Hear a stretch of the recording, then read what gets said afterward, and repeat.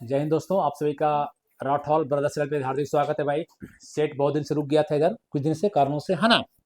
तो आज सेट शुरू हो रहा है फिर। आपको पता है कि ये रेयांस पब्लिकेशन का ही है। क्वेश्चन क्या है रेयांस पब्लिकेशन का, जो बता रहे हैं बार बार कि खुद का पब्लिकेशन हम लोग का है रेयांस पब्लिकेशन। सर इनका है ना बुक है, आप जानते ही हैं। तो सेकेंड नंबर सेट क्या है, सेकेंड नंबर सेट क्वेश्चन कहाँ से ले रहे हैं हम लोग, रेयांस पब्लिकेशन को खुद का पब्लिकेशन से। एक सेट करवाए थे, आज दूसरा सेट चल रहा है। ठीक है, एक सेट 2 दिन समाप्त होता है, चाहे यहाँ करवाए चाहे कहीं करवाए 2 दिन लग ही जाता है। 100 क्वेश्चन लगभग करवाना आपको 3 घंटा अप्रॉक्स टाइम लगता है। तो एक दिन में संभव हो पाएगा नहीं, इसलिए 50-50 क्वेश्चन हम लोग भाग बांट देते हैं, है ना। चलिएगा, तो आज का क्वेश्चन शुरू करें। जितने बच्चे लाइव हैं पहले देखिए, आप जब तक लाइव होंगे नहीं, जब तक शेयर नहीं करेंगे, मैंने सबके पास आप करेंगे नहीं तो कैसे चलेगा। तो लाइव में क्या आंसर भी देना है आपको, नंबरिंग करके 1 नंबर 2 नंबर लिखना, आंसर देना भी है और सुनना भी है। ठीक है, तो क्वेश्चन शुरू करें। पहला क्वेश्चन आज शुरू करते हैं भाई, आइएगा।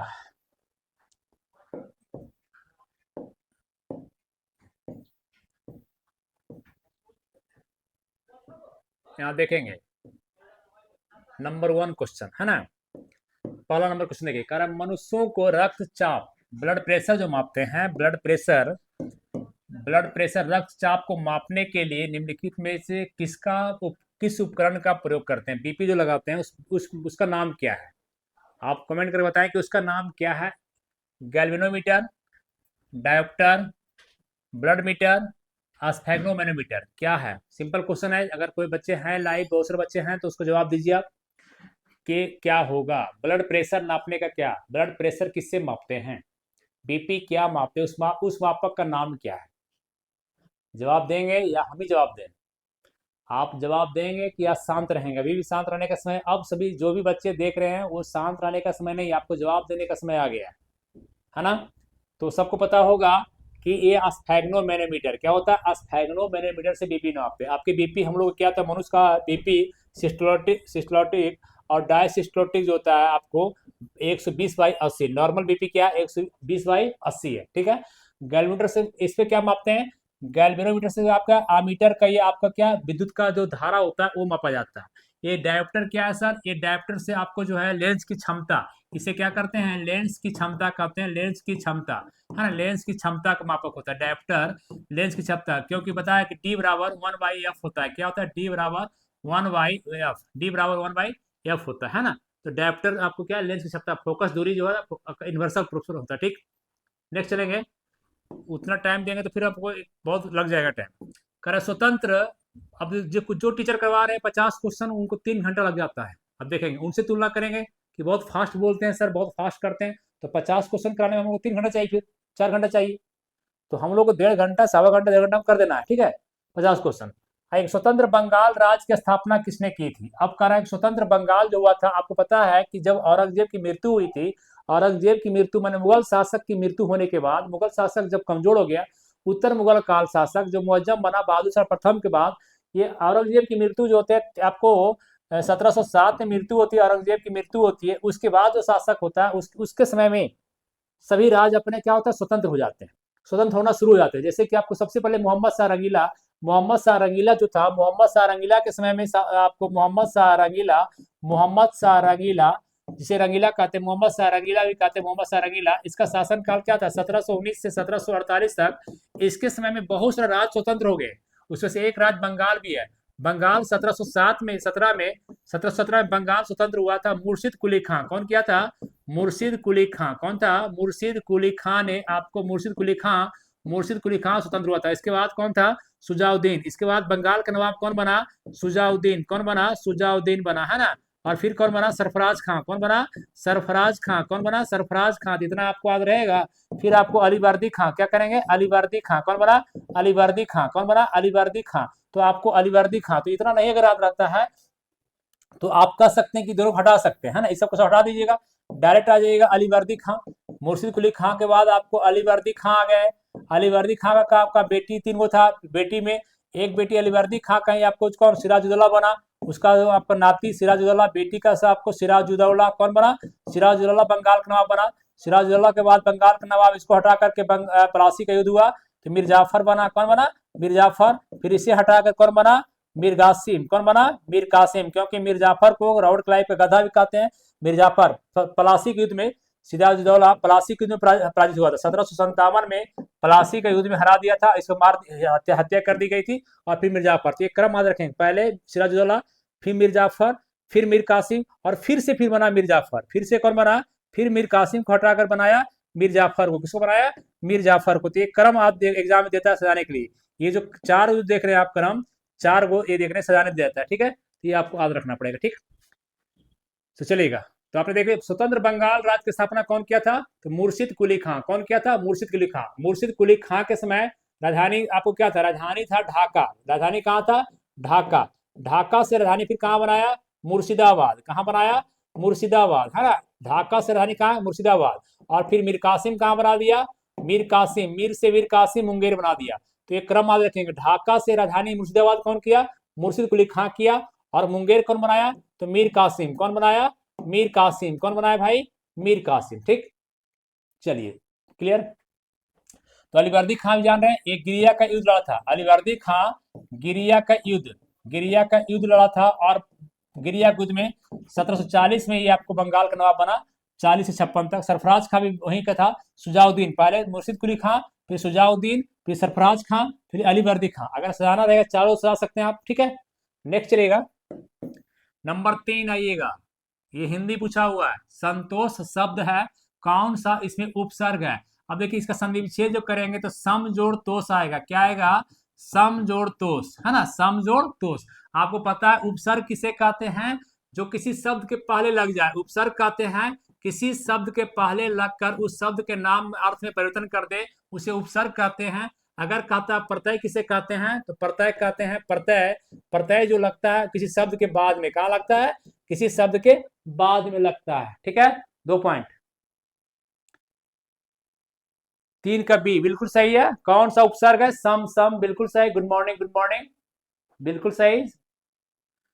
श्रीवाल्स, श्रीवल्लास, बल्लास, क्या नाम है जी, संजय यादव, बी बिल्कुल सही है। नेक्स्ट चलेंगे, इजी क्वेश्चन है। अब एक कर चिप्स का जो पैकेट होता है, चिप्स को ऑक्सीकृत होने से बचाने के लिए खाद्य पैकेजिंग में उद्योग में किस गैस का प्रयोग करते हैं। अब चिप्स के जो चिप्स कुरकुरे खाते हैं सबको पता है ना। आपको जैसे आपको पूछता है कि जो आपको सीमेन ले जाता है गाय बैल के लिए, गुड मॉर्निंग राजेश, तो चिप्स का कुरकुरे का पैकेट उसमें कौन गैस भरता है ताकि आपका कुरकुरे चिप्स खर कर दे, कौन है, नाइट्रोजन। बिल्कुल जवाब सही आ रहा है, नाइट्रोजन गैस। कौन गैस है, नाइट्रोजन गैस, है ना, नाइट्रोजन गैस बिल्कुल सही। संजय सेल सब सही है, नाइट्रोजन गैस। नेक्स्ट चले, तो यहाँ पर आपको कह सकता है ये गैस जो है आपको स्पर्म में, जो आपको जानवर का स्पर्म होता है, आपको स्पर्म जो होता है उसमें भी आपको रखा है, नाइट्रोजन गैस रखते हैं। जो गाँव देहात में डॉक्टर जाते हैं आपको जो कहते हैं गाय बैल के लिए आपको जो फर्टिलाइजेशन के लिए जाते हैं, तो वो भी आपका इसी में रखा जाता है, ठीक है। नेक्स्ट चलेंगे, इंग्लिश का क्वेश्चन। देखिए दरोगा क्या पैटर्न चेंज करता है, कभी इंग्लिश भी डालता है, हिंदी भी डालता है, सब डालता है, तो हम लोग को सब तैयार रखना है। Select the most appropriate meaning of the given Adams.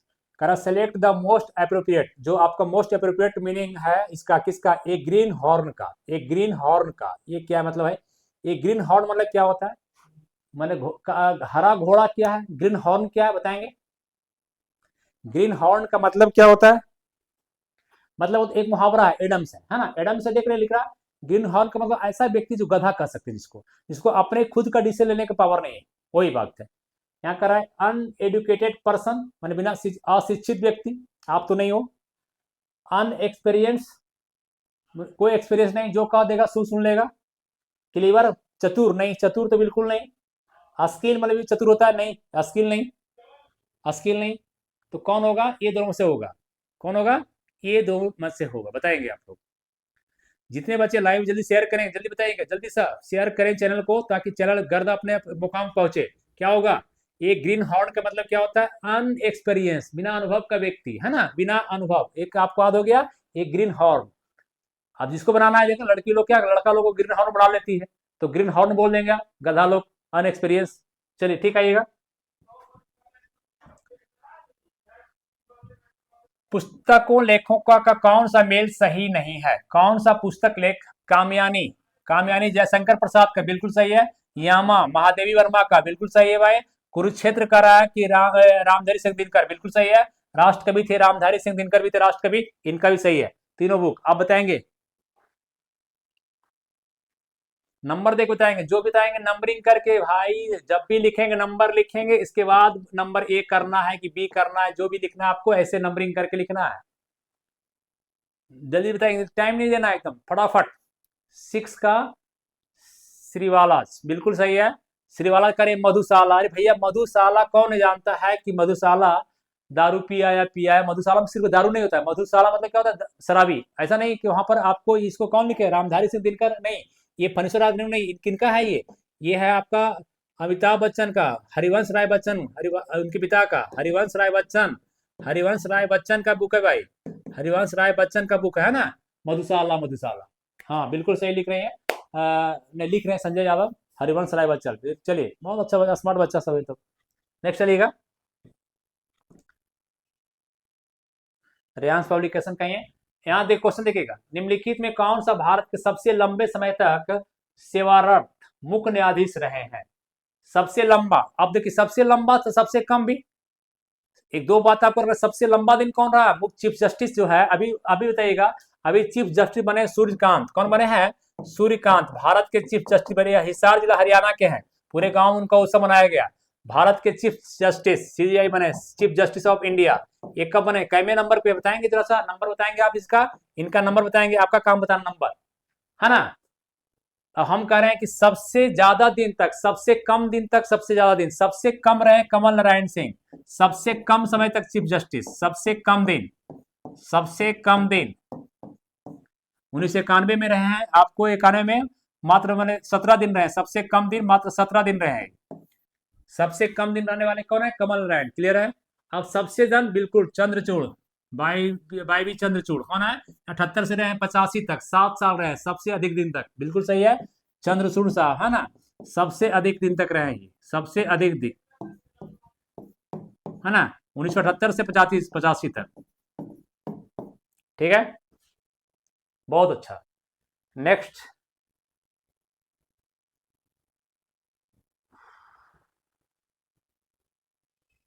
8 number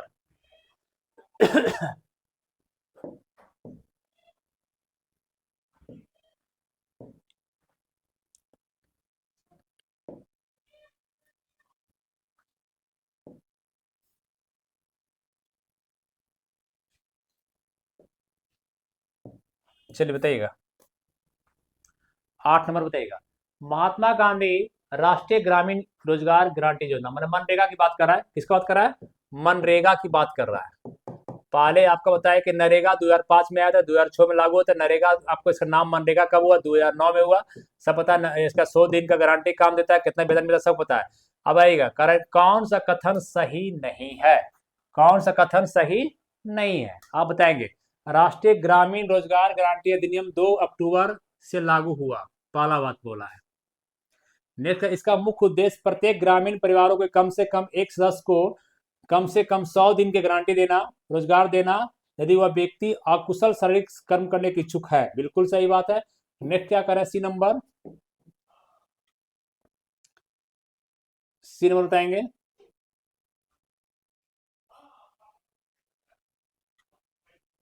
next करें 2 अक्टूबर, करें 2 अक्टूबर 2009 को राष्ट्रीय ग्रामीण रोजगार गारंटी स्कीम का नाम बदलकर महात्मा गांधी राष्ट्रीय ग्रामीण कर दिया गया, ये तो बिल्कुल सही है। इस स्कीम से लाभान्वित होने वाले बालों कम से कम 33% महिलाएं, ये भी सही है। और कह रहा है कि इसका मुख्य उद्देश्य प्रत्येक ग्राम, ये भी सही है। अब बताइए, राष्ट्रीय ग्रामीण रोजगार गारंटी अधिनियम 2 अक्टूबर को लागू किया, कौन सही, बिल्कुल सही, पवन कुमार बिल्कुल सही कर रहे हैं कि सर ये गलत है, कौन सा कथन सही नहीं है, ये नंबर सही नहीं है, क्यों, क्योंकि 2 अक्टूबर नहीं 2 फरवरी को, कब किया गया था, 2 फरवरी को लागू किया गया था ना, 2 फरवरी को लागू किया गया था। नेक्स्ट क्वेश्चन चलेगा, ओहो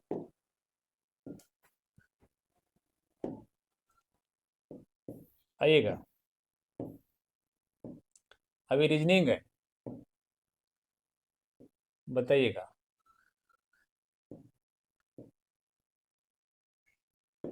क्या करें, 9 नंबर देखेंगे, यदि लड़का को जानवर, जानवर को भगवान, भगवान को अंधा, अंधा को बुद्धिमान, ठीक है, बुद्धिमान को मूर्ख कहा जाए, तो हम किसकी पूजा करते हैं?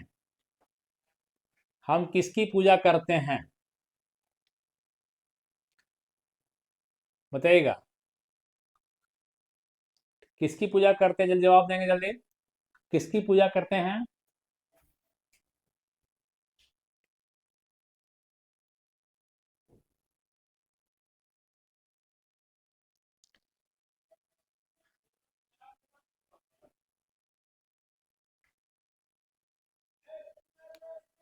बी नंबर, हाँ। सिंपल। आरती कुमारी बोल रही है, बिल्कुल सही बात है भाई। आप पूजा करते हैं भगवान का, भगवान को क्या कहा जाता है, सीधे देखना है आकर है, हम किसकी पूजा करते हैं, यहाँ से पकड़ लेना है। पूजा करते हैं तो हम करते हैं भगवान की पूजा करते हैं। अब भगवान की पूजा करते हैं, भगवान को क्या कहा जाता है देख लीजिए। भगवान को अंधा कहा जाता है, तो अंधा मारिए, इसमें कौन बड़ी बात है, इसमें देर क्यों। नेक्स्ट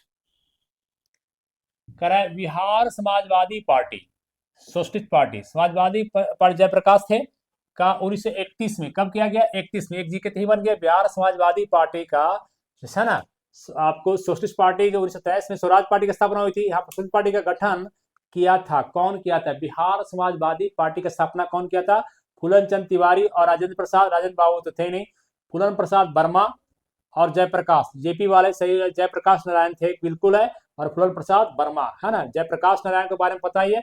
जयप्रकाश नारायण जब आपका आपको भारत छोड़ो आंदोलन चल रहा था, तो ये आपको भाग कर कहाँ गए थे, हजारीबाग जेल में थे। कहाँ थे, हजारीबाग जेल में, है ना। हजारीबाग जेल में थे ये भाई। आपको ये पता भी होगा कि वहां से भाग गए थे कब, दीपावली के दिन वहां से निकले थे। क्या निकले, दीपावली के दिन निकले थे। आपको पता है इनका जो है सो ये आजाद दस्ता का गठन किए थे, आजाद दस्ता का गठन किए थे। ये सब सारी बातें आपको जानना चाहिए। जेपी जय है ना, ये जेपी आंदोलन, ठीक। जयप्रकाश नारायण, तो आंसर क्या हो जाएगा 10 नंबर का बी। नेक्स्ट चलेंगे 11 में आइएगा। नदियों के किनारे बसे शहर, नदियों के बसे शहर का कौन सा मेल सही नहीं है, कौन सा मेल सही नहीं है। गुवाहाटी शहर है ब्रह्मपुत्र नदी किनारे, बिल्कुल सही है। लखनऊ यमुना के किनारे, ध्यान देंगे। लखनऊ पढ़ाए हैं आपको, जो बताया कि गंगा इधर से आती है, गंगा, और इधर से यमुना आके मिलती है, इसमें से यमुना। और गंगा के किनारे कौन सा मिलती है, यहाँ पर देता है ये गंगा मान लिया है। ये कौन है, गंगा, ये गंगा, ये यमुना नदी है, ये इलाहाबाद मिलती है। गंगा में मिलने वाली नदियां कौन कौन है, पहले तो बात है गंगा जो निकलती है तो यहाँ से निकलती है, अलकनंदा नाम से निकलती है, एक अलकनंदा, एक भागीरथी।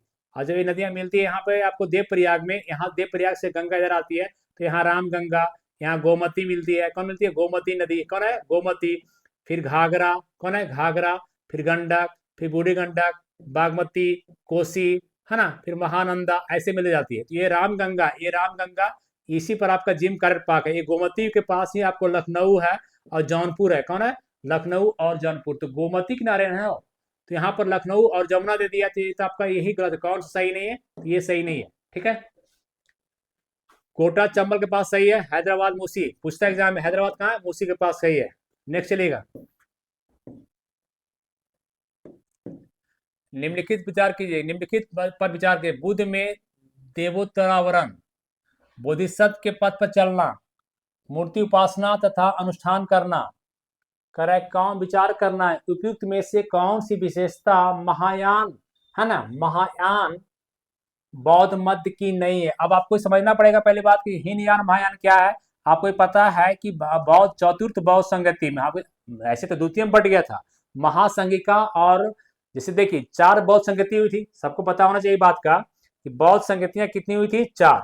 यहाँ लिख देते, नीचे लिख देते हम, बौद्ध संगति कितनी हुई थी, 4 बौद्ध संगति, है ना, 4 बौद्ध संगति हुई थी भाई। बुद्ध भगवान के मारने के बाद 4 हुआ था। प्रथम, पहला बौद्ध संगति, दूसरा हुआ, तीसरा हुआ और चौथा हुआ। पहला कब हुआ आपको पता है, पहला कब हुआ तो 483 में जब वो गए तब। दूसरा कब हुआ 383 में। चौथा कब हुआ लगभग 255-56 बीसी में, सब बीसी है ना। आपको क्या है, बीसी, है ना, बीसी बीसी बीसी, ठीक है, बीसी। पांचवा कब हुआ तो फर्स्ट एडी में, फर्स्ट शताब्दी में, फर्स्ट शताब्दी में, है ना, शताब्दी में हुआ था, ठीक है। ये कहाँ हुआ तो पहला जो हुआ था, ये आपको पता है कि शासक कौन है इस समय, अजात शत्रु। कौन बैठा हुआ, अजात शत्रु, कौन है, अजात शत्रु। इसमें कौन बैठा हुआ, काला शोक। आप देखेंगे काला शोक कौन है, राजा कौन है, काला शोक, है ना। इस समय कौन है? अशोक। सम्राट कौन है? अशोक। तृतीय संगति में कौन है? अशोक। चतुर्थ में कौन है भाई? ये फर्स्ट में जो है आपको कनिष्क कौन है? द्वितीय अशोक कहते हैं, इसे क्या कहते हैं? कनिष्क को कहते हैं, द्वितीय अशोक कहते हैं। ये सबको पता है, ऐसा नहीं कि हम पहली बार लिख रहे हैं। आपको पता होगा पहला कहाँ हुआ था? तो राजगिरी में। पहला कहाँ हुआ था? राजगिरी राजधानी थी तो राजगिरी में। दूसरा कहाँ हुआ? काला अशोक के समय कहाँ हुआ? तो वैशाली में। कहाँ हुआ था? इसकी राजधानी वैशाली थी, वैशाली में हुआ था। तीसरा कहाँ? अशोक के समय कहाँ हुआ था? कुंडल आपको पाटलिपुत्रा। कहाँ राजधानी था? पाटलिपुत्रा, है ना, क्योंकि चंद्रगुप्त मौर्य का पोता है। आप पाटलिपुत्रा पटना जहाँ पढ़ा रहे हैं। कनिष्क कहाँ हुआ? कनिष्क का कुंडल वन कश्मीर में। कहाँ हुआ था? कुंडल कुंडल कुंडल वन कश्मीर में। कहाँ हुआ था? कुंडल वन कश्मीर में। ठीक है, तो ये आपको अब बताइए यहाँ अध्यक्ष कौन था? पहला में आपको कौन अध्यक्ष था? ये आपको कश्यप। यहाँ कौन था? महाकश्यप। कौन अध्यक्ष था? महाकश्यप। दूसरा में कौन था? सवाकामी। दूसरा में कौन अध्यक्ष था? सवाकामी। और तीसरा में अध्यक्ष कौन था? जो पूछता है मोगाली पुतिस। कौन है? मोगाली पुतिस। मोगाली मोगाली मोगाली पुत तीस याद रखिएगा, मोगाली पुतिस। और चतुर्थ में कौन था? वसुमित्र। कौन था? वसुमित्र, है ना। और घोष उपाध्यक्ष है। यहाँ काम क्या हुआ था? यहाँ पर यहाँ इस बौद्ध संगति में काम मेरे देखिएगा, पहला बौद्ध संगति में काम किया गया था यहाँ पर। जैसे कि आपको पता है पिटक, विनय पिटक, सुत पिटक, अभिधम पिटक। तो यहाँ पर सुत पिटक का किया गया था। यहाँ पर सुत पिटक का संकलन किया गया था। यहाँ पर सुत पिटक का संकलन, सुत पिटक का संकलन हुआ था ना। सुत पिटक का संकलन हुआ था प्रथम बौद्ध संगति में। दूसरा में क्या हुआ सर? यहाँ बौद्ध धर्म दो भाग बढ़ गया था। यहाँ ही बौद्ध धर्म दो भाग में बढ़ गया था। यहाँ ही बौद्ध धर्म दो भागों में बढ़ गया था। क्या बढ़ गया था? यहाँ पर कहेंगे यहाँ बौद्ध धर्म दो भाग में बढ़ गया था ना। बौद्ध धर्म दो भाग में बढ़ गया था। यही यहाँ पर एक कहते हैं अस्थिर वदीन, एक है अस्थिर वदीन, अस्थिर वदीन, और एक है महासंघिका। क्या है? महासंघिका। यही महासंघिका, ये अस्थिर मतलब यही हीनयान है, महात्मा बुद्ध का अपना धर्म है। यह महासंघिका। यहाँ तीसरा में क्या हुआ? तीसरा में विनय पिटक, विनय पिटक, विनय पिटक एवं अभिधम पिटक, अभिधम पिटक का संकलन हुआ, है ना। अभिधम पिटक का क्या हुआ? संकलन हुआ तीसरी बौद्ध संगति में, है ना। और चतुर्थ में क्या है सर? यहाँ पर बौद्ध धर्म दो भाग बढ़ गया था। जो वहां बटा वही बात है। यहाँ क्या हुआ? बौद्ध धर्म एक आपका हीनयान, एक क्या है? हीनयान और महायान समझाने कितना काम किए हैं आपको, ठीक है। हीनयान और महायान। ये हीनयान जो महात्मा बुद्ध का मूल धर्म है। हीनयान ही अस्थिर बदीन। अस्थिर माने क्या होता है? अस्थिर होना। तो हीनयान ही अस्थिर बदीन है।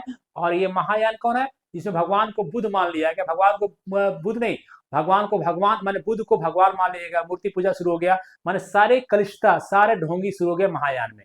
महायान मूल नहीं है, हीनयान मूल है। तो चतुर्थ बौद्ध संगति में क्या आया? हीनयान या महायान। अगर पूछे कि बौद्ध धर्म पहली बार चतुर्थ बौद्ध संगति में बटा, लेकिन नहीं।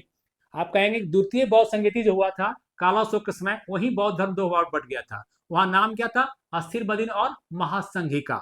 लेकिन मूल रूप से हीनयान महायान ज्यादा पूछता है, तो हीनयान और महायान चतुर्थ बौद्ध संगति में, ठीक है। तो बात क्या कर रहा है? क्वेश्चन क्या कर रहा था आपको आराम के साथ बता दिए। ये कर रहा है क्वेश्चन की बताइए कौन सही होगा। कह रहा है बुद्ध में देवव्रत की, बिल्कुल बिल्कुल बुद्ध को देव मान लिया, बिल्कुल सही है भाई। बोधिसत्व के पथ पर चलना, बिल्कुल सही है। मूर्ति पूजा करना, अनुष्ठान करना सब शुरू हो गया था। इसका मतलब है कि सब चीज आ गया। कौन सी विशेषता आ गया महायान में? सब कुछ आ गया। सब कुछ जो आपका भ्रष्टाचार कलिष्ठता, सब कुछ, भ्रष्टाचार नहीं कहिए। नेक्स्ट चलेगा 13 नंबर।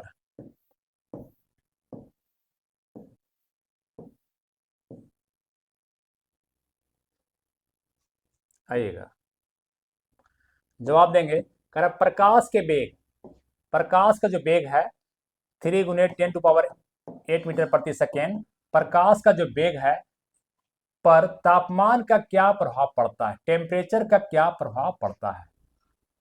टेम्परेचर पर क्या प्रभाव पड़ता है? प्रकाश के वेग पर तापमान का क्या प्रभाव पड़ता है? बताएंगे।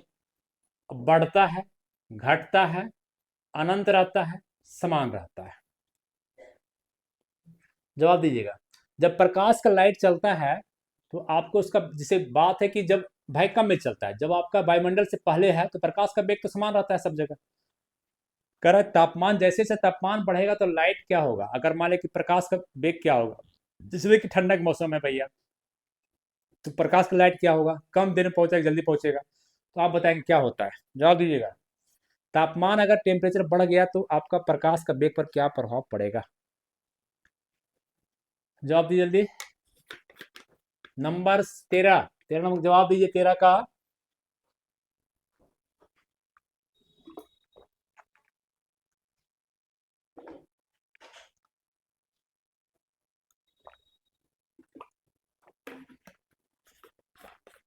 अभी तो कमेंट नहीं आया आपका, कोई कमेंट नहीं, कमेंट कीजिए जल्दी।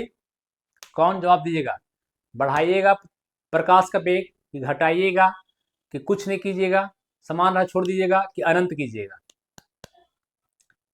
भैया प्रकाश का लेट जैसे आपका तापमान बढ़ेगा तो आपका एयर में क्या होगा, सब मॉलिक्यूल अलग अलग होगा, टूटेगा, आगे बढ़ेगा, तो क्या होगा, घटेगा, क्या होगा, बढ़ेगा, क्या होगा, बढ़ेगा। ठीक, नेक्स्ट आएंगे।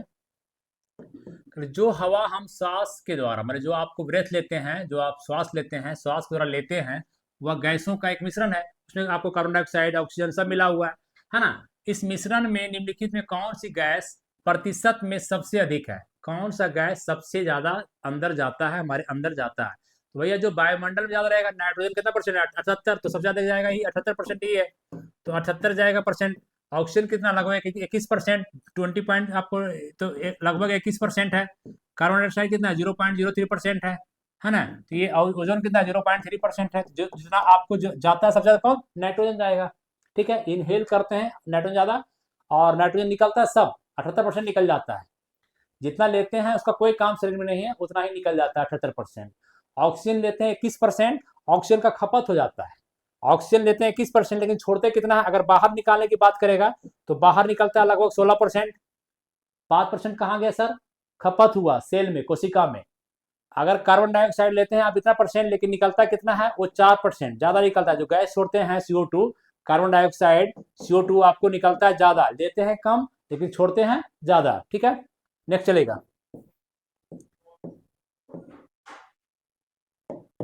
नंबर 15, दिवस का कौन सा मिलान सही नहीं है, जल्दी बताइएगा। लोई ब्रेल दिवस 4 जनवरी बिल्कुल सही है, 4 जनवरी को बिल्कुल सही है ना जी, एकदम सही है। विश्व कैंसर दिवस 4 फरवरी, विश्व कैंसर दिवस कब है, 4 फरवरी को, ये भी सही है, कहीं कोई दिक्कत नहीं, ये भी सही है, ये भी सही है। अंतर्राष्ट्रीय मातृभाषा दिवस 21 फरवरी, ये भी सही है। अंतर्राष्ट्रीय मातृभाषा दिवस, दिवस आपको एक आधी रहना चाहिए। ठीक है, हाँ। 4% कार्बन डाइऑक्साइड छोड़ते हैं, माने चाहे मुंह से चाहे चाहे से जिस माध्यम से निकलता है, तो CO2 निकलता है, लेते हैं कम, 0. जितना वायुमंडल में उतने लेंगे भाई, लेंगे कम क्या, छान के थोड़े लेते हैं कि ये लेंगे नहीं लेंगे हटा दो। अगर श्वास लेते हैं तो थोड़े कहते हैं कि धुलकन नहीं जाएगा, गैस नहीं जाएगा, माने जो सब, अब कोई सिगरेट पी रहा है, जा रहा है वो भी, अगर गाड़ी जा रहा है तो कार्बन डाइऑक्साइड मोनोऑक्साइड भी जा रहा है आपको। ठीक है, चलिए शेयर की जल्दी जल्दी, चैनल को शेयर करते रहिए भाई। हाँ भाई, विश्व युवा दिवस ये लिखा है 12 जनवरी को। अब सबको पता है कि 12 जनवरी, ये तो गलत है भाई, 12 जनवरी को तो राष्ट्रीय युवा दिवस होता है। 12 जनवरी को तो राष्ट्रीय, आपको स्वामी विवेकानंद के जन्म पर राष्ट्रीय युवा दिवस होता है, तो 12 जनवरी राष्ट्रीय युवा दिवस है। इसका मतलब आपका विश्व युवा दिवस कब है, ये विश्व युवा दिवस जो आपको है 12 अगस्त को, कब है, विश्व युवा दिवस कब है, विश्व युवा दिवस 12 अगस्त को है 12 तारीख को, लेकिन अगस्त है ना। तो आपको क्या आंसर होना चाहिए, ये आपका आंसर कौन है, कौन सा सही नहीं है भैया, तो डी सही नहीं है। सी लिख रहे हैं संजय, सी कहां से, डी आइएगा। करवाद यंत्रों का कौन सा मिलान सही नहीं है, माने कौन सा वाद ज्यादा, देखिए ये बहुत इंपॉर्टेंट है। कौन क्या करते हैं, कौन क्या बजाते हैं, आपको पता है, पंडित रविशंकर सितार बजाते हैं, जाकिर हुसैन कह रहा है कि तबला बजाते हैं, हरिप्रसाद चौरसिया हो गया, हरिप्रसाद चौरसिया बांसुरी बजाते हैं, भजन सुपारी आपका शहनाई बजाते हैं। शहनाई में आपको सबसे ज्यादा कौन है, बिस्मिल्लाह खान, कौन है, बिस्मिल्लाह खां, कौन है, बिस्मिल्लाह खां है, बिस्मिल्लाह खां हो गए भाई, बिस्मिल्लाह खां बजाते हैं शहनाई। आपको ये आपको तबला बजाने में कौन, अल्लाह खा खा भी है, अल्लाह रखा खा भी है, अल्लाह रखा खा है ना, अल्लाह रखा खा, अल्लाह रखा खा है ना, बहुत सारे वादक हैं, तो आपको एक दिन बताएंगे सब। हरिप्रसाद चौरसिया क्या है, ये बांसुरी वादक सही है, शहनाई वादक भी आपको सुपारी साहब सही है, ये भी सही है।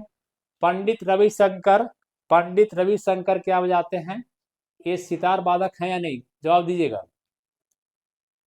सुपारी जी शहनाई बजाते हैं, हरिप्रसाद चौरसिया बांसुरी बजाते हैं, जाकिर हुसैन तबला बजाते हैं, रविशंकर सरोद बजाते हैं, सितार नहीं, ये आपका गलत है ना। आंसर कौन सा मिलान सही नहीं है, ये आप जवाब देते नहीं, इतना बच्चा लाइव है, बड़ा अच्छा है कि कम से कम आते हैं तो कंटिन्यू रहिए। आप क्या है कि कहीं भी किस क्लास करते हैं तो कंटिन्यू रहिए, आपको एक फायदा जरूर नजर आएगा, ठीक है। अब एक कर 1862 में उच्च न्यायालय मतलब हाईकोर्ट पहली बार स्थापित किया गया था। आपको पता है 1961 का जो 1861 सॉरी 1861 का जो अधिनियम आया था, 1861 का अधिनियम जो आया था उसके तहत 3 न्यायालय की स्थापना की थी, है ना। 3 हाईकोर्ट की स्थापना हुई थी। 3 हाईकोर्ट मतलब उच्च न्यायालय की स्थापना हुई थी, है ना। 3 हाईकोर्ट की स्थापना, 3 प्रेसिडेंसी था। 3 प्रेसिडेंसी कौन कौन था आपको पता है? कलकत्ता प्रेसिडेंसी मैंने कलकत्ता प्रेसिडेंसी थे, एक मुंबई था, है ना, एक मुंबई और एक मद्रास। तीनों जगह आपको न्यायालय स्थापित किया है। कहाँ कहाँ? कलकत्ता, मुंबई और मद्रास। सबको बात ही पता है। नंबरिंग नहीं देते हैं आप लोग, फिर आपको नंबरिंग गलत रहे तो कहा 1862 में कर रहा है कि कहाँ स्थापित, 1862 में उच्च न्यायालय पहली बार स्थापित किया गया था। अब देखिए इसमें भी कर दिया पहली बार, दिल्ली तो माने नहीं, हम पहले काट देंगे हम लोग। मद्रास भी है, मुंबई भी है और कलकत्ता भी। अब तीनों में पहली बार कौन है? मनोज, रोशन, मोनू जल्दी बताएंगे। बिल्कुल कलकत्ता पहली बार कहाँ हो गया? कलकत्ता। तीनों शहर एक ही 62 में हुआ, तीनों तीनों 62 में ही हुआ है, लेकिन सबसे पहले कलकत्ता। अब आएंगे ये करा open market operation. Open market operation OM की बात कर रहा है। Refers to what? ये क्या है? ओपन मार्केट जो है ये क्या है? पहले ओपन मार्केट ऑपरेशन क्या है? यहाँ पर क्या होता है कि आरबीआई अपने जो है अपना जो उसके पास जो आरबीआई के पास जमा कागज है, सीधी बात समझिए, कागज है, उसको सेल करना ओपन मार्केट में। इतनी बात समझिएगा। लिखा the act of RBI selling और बाइंग, मैंने सेल भी करना और बेचना, खरीद बिक्री करना। क्या करना? खरीद बिक्री करना। मार्केट में अगर पैसा भेजना है तो बेचेगा, अपने कागज को बेचेगा, है ना। तो अब बेचेगा तो उसको पैसा मिल, मार्केट से पैसा क्या करेगा? ले लेगा, कागज दे देगा। अगर मार्केट में ज्यादा पैसा देना है तो क्या करेगा? फिर खरीदेगा, है ना। तो ये बात करता है RBI. The act of RBI selling और बाइंग, सेलिंग और बाइंग गवर्नमेंट बॉन्ड्स, कौन बॉन्ड? गवर्नमेंट बॉन्ड, है ना, फ्रॉम द कमर्शियल बैंक्स, बैंकों के माध्यम से खरीद बिक्री करती है। द एक्ट ऑफ सेवी, सेलिंग और बाइंग, सेवी नहीं, सेवी ये काम नहीं करता है, खरीद बाइंग, सेवी सिक्योरिटी एक्सचेंज। देखिए इसका फॉर्म क्या होता है? सिक्योरिटी, से क्या हुआ? सिक्योरिटी, ई से हो गया एक्सचेंज, ई से हो गया एक्सचेंज, बी से क्या हो गया? बोर्ड, बोर्ड ऑफ इंडिया, है ना, board of India, board of India.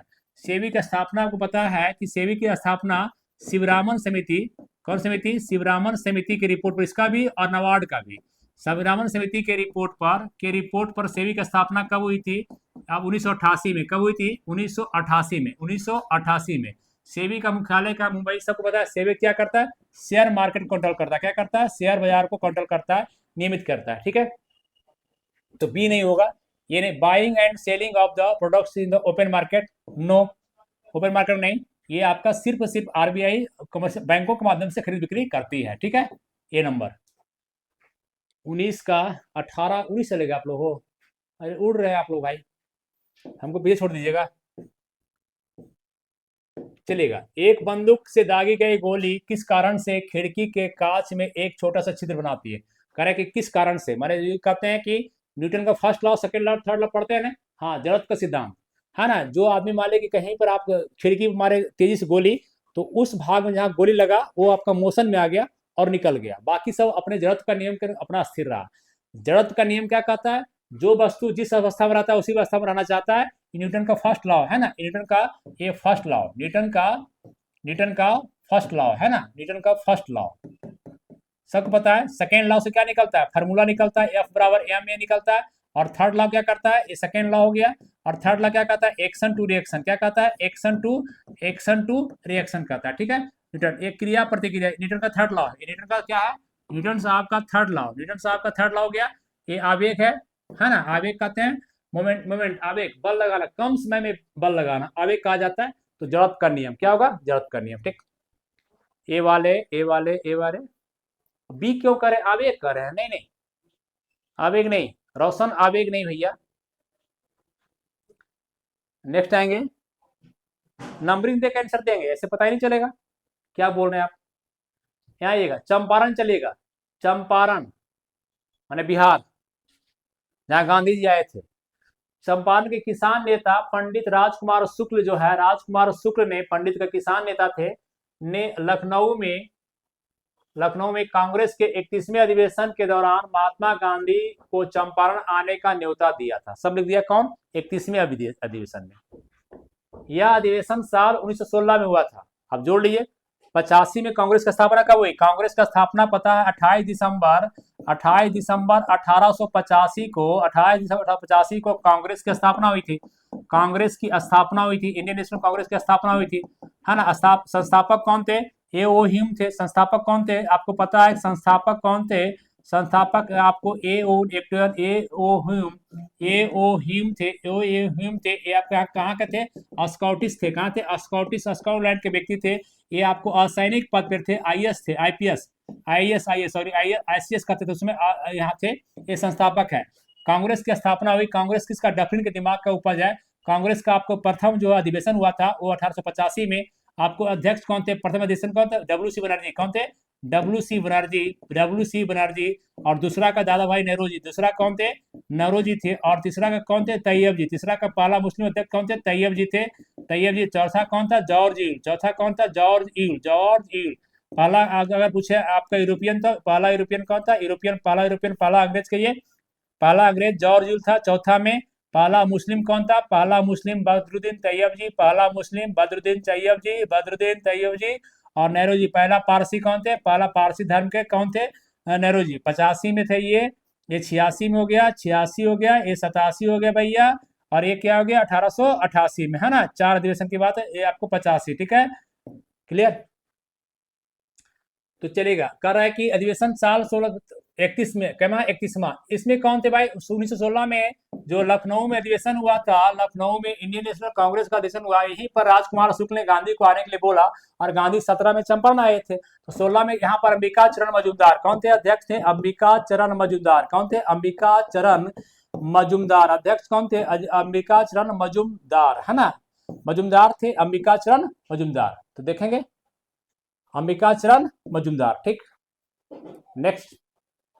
Good morning Mithilesh, good morning. अरे रुकिए,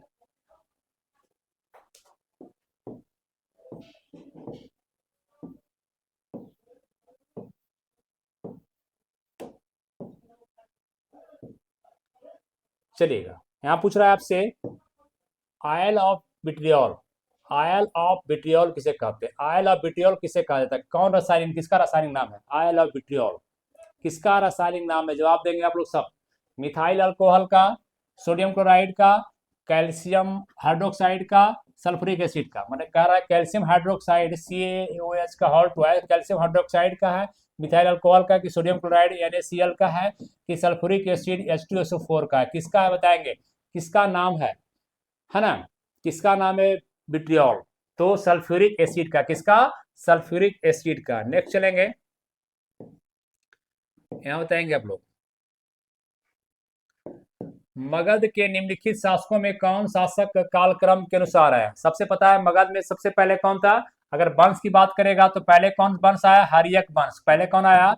हर्यक वंश आया। फिर हर्यक वंश के बाद फिर कौन आया? हर्यक वंश के समाप्त होने के बाद कौन आया? शिशुनाग, हसीन मासुक शाह, है ना। तो हसीन मासुक का ट्रिक याद कर लेंगे। क्या कर लेंगे आज? हसीन मासुक मासुक शाह इश्क, है ना। हसीन मासुक शाह इश्क याद कर लेंगे। हा से कौन हो गया? हर्यक वंश। सा से शिशुनाग वंश। न से नंद वंश। ये क्या हो गया? पहले आया हर्यक वंश, फिर कौन हो गया? शिशुनाग हो गया। कौन हो गया? शिशुनाग वंश। फिर नंद वंश हो गया, फिर मौर्य वंश हो गया। कौन हो गया? मौर्य वंश हो गया। फिर आपको शुंग वंश हो गया, है ना, शुंग वंश। फिर कौन हो गया? कन वंश। कौन हो गया? कन वंश। और इश्क से कौन हो गया? इंडो ग्रीक, है ना, इंडो ग्रीक। और कौन है? स से कौन हो गया? शक वंश। स से शक। और क से फिर कौन हो गया? कुषाण। क से कौन हो गया? कुषाण। तो सबसे पहले आपको हर्यक वंश आया था, देख लिए। हर्यक वंश का पहला शासक, भारत का पहला ऐतिहासिक शासक कौन था? बिंबिसार। कौन था? बिंबिसार था भाई। बिंबिसार का बेटा फिर कौन था? अजातशत्रु। कौन है? अजातशत्रु, है ना, अजातशत्रु। और फिर इसका बेटा कौन था जो पटना का स्थापना किया था? आपको उदयन। कौन था? उदयन। कौन था? उदयन या उदयन, उदयन भी कर सकते हैं। उदयन आपको क्या कर सकते हैं? उदयन, है ना, उदयन। आपको उदयन या उदयन कर दीजिएगा, ठीक है। ये पटना की स्थापना किसका किया था? पाटलिपुत्र की स्थापना किया था। क्या किया था? पाटलिपुत्र की स्थापना किया था। तो ये आपको देखिए हरियक वंश का शासक है ना। तो पहले बिंबिसार अजातशत्रु। अब बात करेंगे कि पहले बिंबिसार आया 544 से 499, 544 ईसा से 499 तक, ठीक है। बिंबिसार हो गया, फिर अजातशत्रु 499 से 411। तो पहले बिंबिसार हो गया, फिर अजातशत्रु। 2 और 4 तक क्लियर है। 2 और 4, ठीक है। 2 और 4 कहीं है भी नहीं, ऑप्शन तो यही चला जाएगा, आंसर हो जाएगा 2 4। लेकिन मौर्य वंश में आएंगे तो पहले शासक कौन है? चंद्रगुप्त मौर्य। चंद्रगुप्त मौर्य के बाद उसका बेटा बिंदुसार, कौन है? बिंदुसार, है ना, बिंदुसार है। फिर बिंदुसार का बेटा कौन है? अशोक है। कौन है उसका बेटा? कौन है? सम्राट अशोक। कौन है? सम्राट अशोक। तो पहले पहले याद रखेंगे। इसके बाद आपको पहले बिंबिसार अजातशत्रु, फिर बिंदुसार आया, फिर अशोक आया। बिंदुसार पहले चंद्रगुप्त मौर्य, फिर बिंदुसार, फिर अशोक। बिंदुसार अशोक मतलब बिंदुसार अशोक 1 3 2 4 1 3, बिल्कुल सही आंसर है। सी नंबर आपका सही है। जवाब देते रहिए, एकदम बैठ जाते हैं आप लोग, ठीक है। आइएगा, मतलब कि बहुत दिन के बाद शुरू किए हैं, तो अभी आप लाइव अच्छे खासे आ गए हैं और देख भी रहे हैं ठीक ठाक है सर। और फिर कल से क्या हो जाएगा? पलायन कर जाइएगा। पर से फिर कल से फिर क्या फुर समझते हैं ना, तो फुर फार नहीं करना है, ठीक है। आइएगा, कह रहा है भारतीय टी बोर्ड का प्रधान कार्यालय कहाँ है? भारतीय टी बोर्ड का प्रधान कार्यालय कहाँ है? प्रधान कार्यालय, भारतीय टी बोर्ड का प्रधान कार्यालय, ये आपका करंट बताइए कहाँ का, बताइए जल्दी जवाब दीजिएगा। भारतीय टी बोर्ड का कार्यालय कहाँ है? जल्दी बताएंगे, इतना देर नहीं, इतना बच्चा है। हाँ अच्छा, का आप जल्दी से तुरंत बताइए।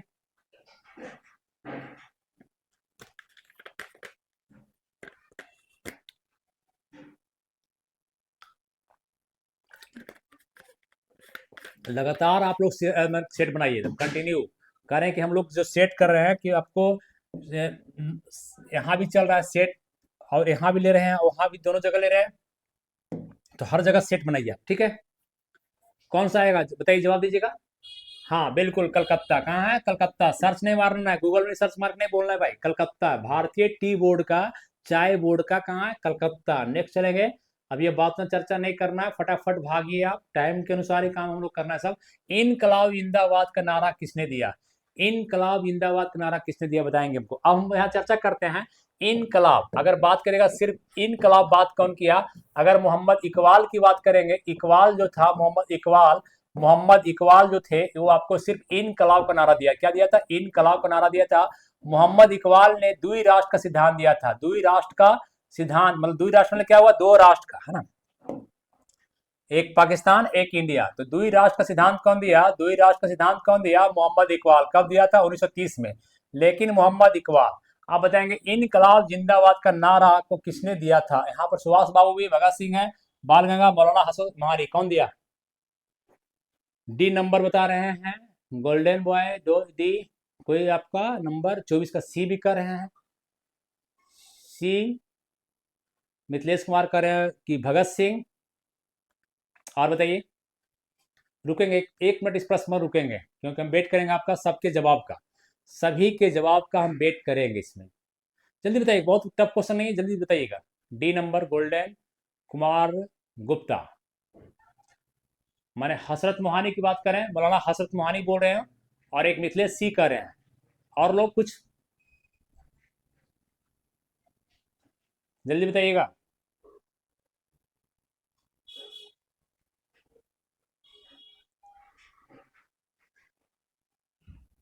सी, भैया सी वाले गलत हैं। नीरज कुमार हैं चाहे जो भी हैं, सब सी वाले गलत हैं। भगत सिंह बोले हैं, लेकिन जब ऑप्शन हसरत मोहानी आ जाएगा तो पहले में इनकलाब जिंदाबाद हसरत मोहानी दिए थे, उसके बाद आपका भगत सिंह। अगर ये ऑप्शन नहीं रहता तो भगत सिंह, इनकलाब जिंदाबाद भगत सिंह सबको पता है, बच्चा को पता है, गांव देहात में भी, ठीक है। तो आपको हसरत मोहानी ऑप्शन दे दिया, तो पहले कौन मारेंगे? हसरत मोहानी, ठीक है। नेक्स्ट रहेगा 25 नंबर। अच्छा, इंग्लिश मीडियम टाइप किया हुआ और हिंदी मीडियम टाइप भी किया हुआ, इसलिए आपको देखिएगा क्या लिखा हुआ है। आनुवांशिक रूप से संशोधित गोल्डन राइस, है ना, गोल्डन राइस को मानव पोषण संबंधी आवश्यकताओं को पूरा करने के लिए तैयार किया गया। जो गोल्डन चावल है, सुनहरा चावल है, वो तैयार किया गया, ठीक ना। निम्न कौन सा कथन गोल्डन राइस को सबसे बेहतर बताता है? गोल्डन राइस के बारे में सबसे अच्छा बताता है। आप हिंदी मीडियम में पढ़ो। Genetically modified golden rice has been engineered to meet human nutritional requirement. Which one of the following statement best qualifies golden rice? Golden ratio कौन क्वालिफाई बेस्ट करता है, पढ़िएगा।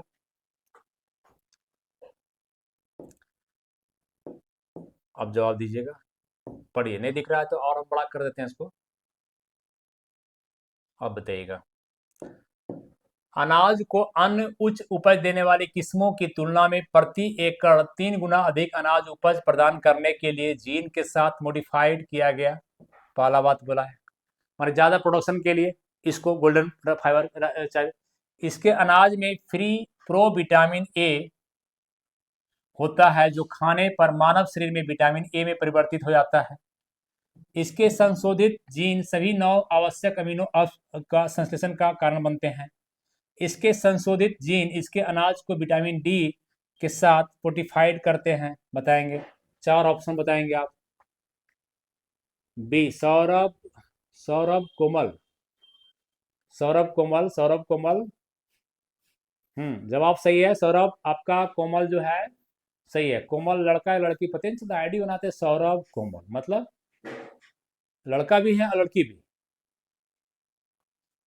चलिए ठीक है, सर बिल्कुल सही है। इसमें प्रो विटामिन होता है, क्या होता है, प्रो विटामिन ए होता है और वो कन्वर्ट कर जाता है समझाने के विटामिन ए मिलता है। तो गोल्डन चावल से क्या मिलता है, विटामिन ए। ये बिल्कुल गोल्डन ए क्या होगा, ए। ठीक है, इतने ध्यान रखना कि आपको गोल्डन फाइबर चावल से क्या मिलता है, राइस से क्या मिलता है, विटामिन ए मिलता है। क्यों, क्योंकि उसमें प्रेजेंट रहता है प्रो विटामिन ए और कन्वर्ट करता है शरीर में। ठीक है, नेक्स्ट चलेगा। कर्नाटक का कंबाला त्योहार, कर्नाटक में होता है कंबाला त्योहार, अनिवार्य रूप से किसके साथ जुड़ा हुआ। भाई ये बहुत पारंपरिक ट्रेडिशनल सब चीज है ये सब, है ना। इस देखिए मान लेके कहते हैं कि अगर मान बोलते हैं कि आपको पोंगल है, पोंगल कहाँ मनाते हैं, पोंगल कहाँ मनाते हैं, पोंगल। अगर बात करेंगे पोंगल, ये साड़ का लड़ाई है, वहां पर मनुष्य के साथ साड़ लड़ाया जाता है उसमें। ये आपको बताएंगे, पोंगल हो गया, पोंगल पीटी, इसको रखेंगे तमिलनाडु। कहाँ पड़ता है, तमिलनाडु पड़ता नहीं, ये आपको त्योहार है तमिलनाडु, ऐसे याद रखेंगे पीटी, है ना। पीटी, पी से पोंगल, टी से तमिलनाडु। अगर बात करेंगे ओनम, ओनम कहाँ है, ओनम आप मनाया जाता है पर्व जो आपको जैसे दही चूड़ा मनाते हैं हम लोग, यहाँ पर ओनम क्या है, ये केरल में। कहाँ, सबको पता होना चाहिए, केरल में। ओके क्या कर लेंगे, ट्रिक क्या कर लेंगे, ओके, ओ से ओनम, के से केरल, ओ से ओनम, के से केरल, है ना। तो यहाँ कह रहा है कि कंबाला त्योहार अनिवार्य रूप से किसमें, बिल्कुल सही है सौरभ कोमल कर रही है कि भैंस का दौड़। ये भैंसा की लड़ाई है, भैंस की लड़ाई है, किसकी लड़ाई, भैंस की लड़ाई। भैंसा बिहार में मुर्गा मुर्गी तो होगा ही नहीं, ये सब तो नहीं है, भैंस की लड़ाई कंबाला। ठीक है, सिर्फ सौरभ आपको एक ही, नीरज एक ही जवाब दे रहे हैं भाई। सौरभ बढ़िया जवाब दे रहे हैं। नेक्स्ट चलेगा, यहाँ आएंगे, सरकार ने संविधान हत्या दिवस मनाने की निर्णय किस तिथि को लिया। संविधान हत्या दिवस, संविधान हत्या दिवस बताएंगे। ये आपको 25 जनवरी का राष्ट्रीय मतदाता दिवस, ये मतदाता दिवस है। ये क्रिसमस आपकी 25 तारीख को, ये 14 अगस्त है ना। और 25 जून को ये यहाँ मनाया जाता है, 25 जून को मनाते हैं संविधान हत्या दिवस। क्या, संविधान हत्या दिवस। नेक्स्ट चलेंगे, 27 के बाद 28 में आइएगा।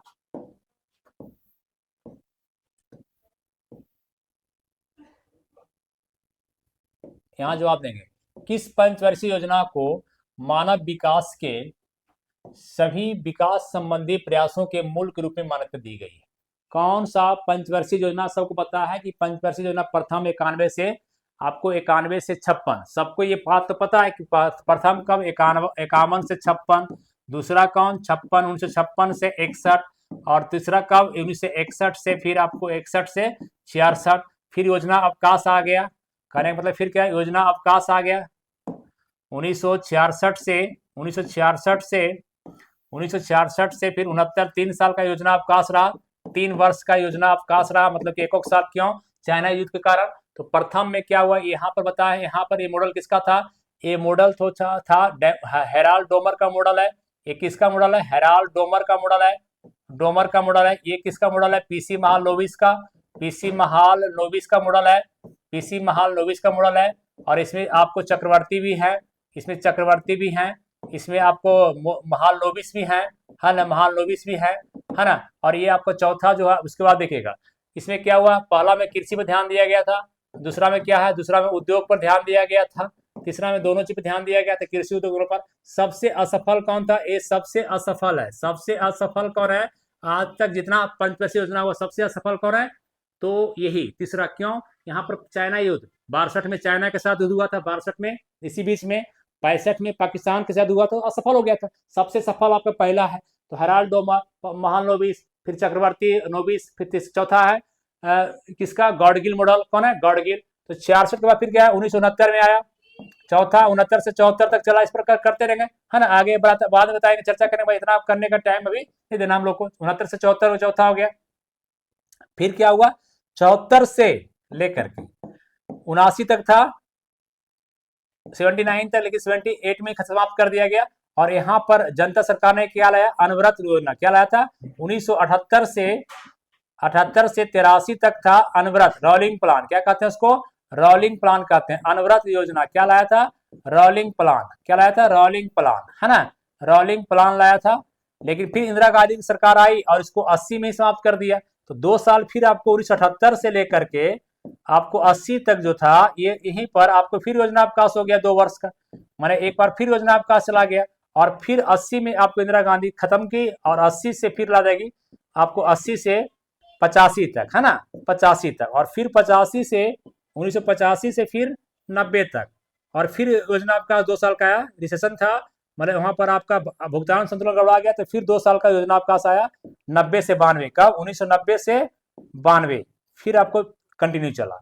तो योजना अवकाश की बात करेगा तो कै बार आया? एक बार यहाँ आया, एक बार यहाँ आया और एक बार यहाँ आया। 3 बार योजना अवकाश। कितने साल का? 3 2 5 और 7। अगर साल पूछे तो 7 साल, अगर साल पूछे तो 7 साल, अगर ऐसे पूछे तो आपको अवकाश 3 है। तो ये सारी चीज आप जान रहे हैं। तो कर प्रयासों के मूल रूप में बनाता दिया गया। तो 8वीं पंचवर्षीय, किसमें? 8वीं मानव विकास पर ध्यान कहां दिया? 8वीं पंचवर्षीय योजना में। नेक्स्ट चलेंगे।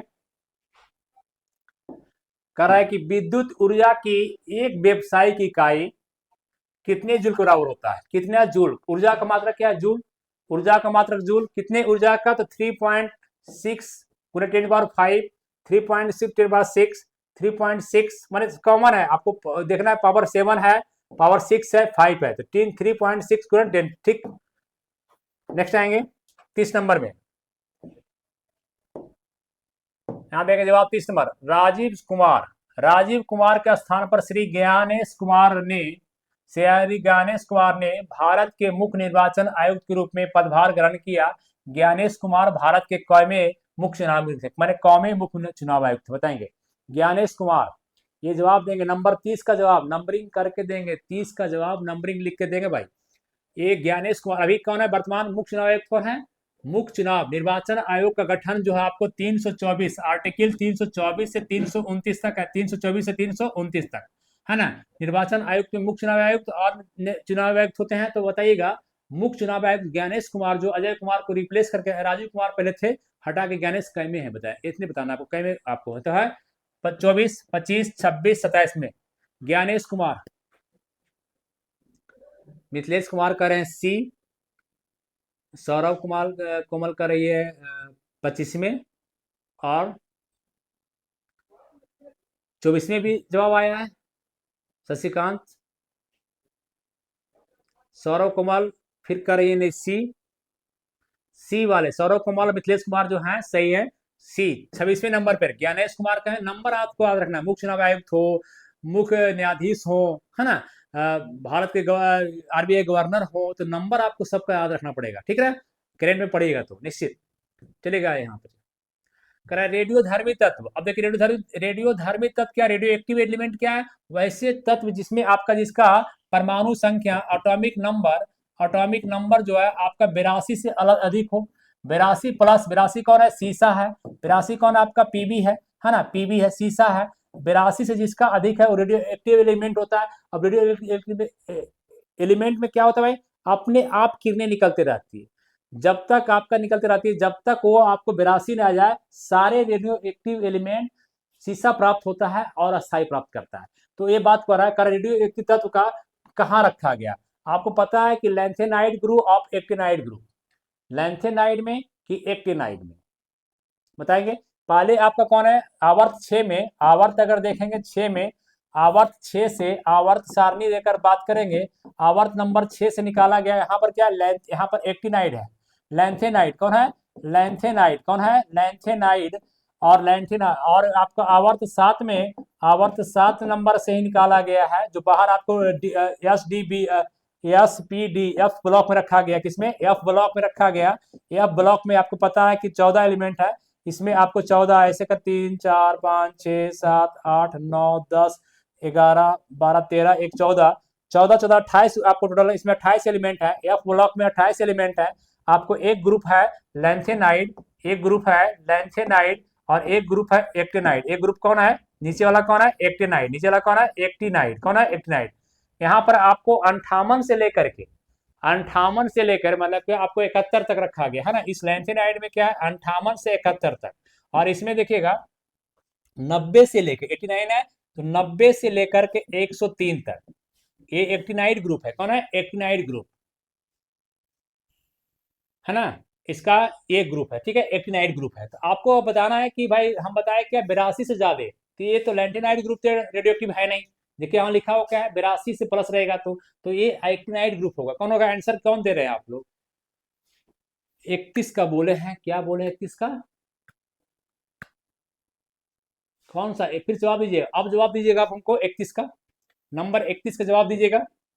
रेडियो धार्मी तत्व माने रेडियो एक्टिव एलिमेंट को यहाँ डॉट माने ब्लैंक है में रखा गया, किसमें, एक्टिनाइड में कि लेंथेनाइड में कि आवर्त 7 में कि आवर्त 6 में, ले बताएंगे। तो भैया आवर्त 6 भी है, आवर्त 7 में भी, यहाँ भी आप जा सकते हैं फंसाने का, लेकिन हम लोग को अब क्या करना है कि आवर्त 7 में और एलिमेंट है, आवर्त 6 में आपको, जैसे 6 में क्या है 32 एलिमेंट है, तो 32 में 14 ही नहीं इसमें है जी, इसमें 32 है, तो 32 में आपको 14 एलिमेंट ही है ना जी। तो आवर्त 7 क्यों मारेंगे, आवर्त 6 क्यों मारेंगे, तो आवर्त 6 में 32 है आपको, इसमें भी अब 32 है, तो इसको छोड़ देंगे, इसको इसको नहीं मारेंगे हम लोग। अब हम चल जाएंगे एक्टिनाइड और लेंथेनाइड में। 82 के बाद देखिए कौन मारेगा, जवाब दीजिए। लैंथेनाइड समझा तो दिए, लैंथेनाइड 58 से 71 लैंथेनाइड ग्रुप हो गया, एफ ब्लॉक में है। एक्टिनाइड हो गया यहाँ पर, तो कौन मार देंगे हम लोग, एक्टिनाइड। कौन कर देंगे, 31 का कौन मारेंगे, एक्टिनाइड, देख लेंगे, ठीक। चले आगे,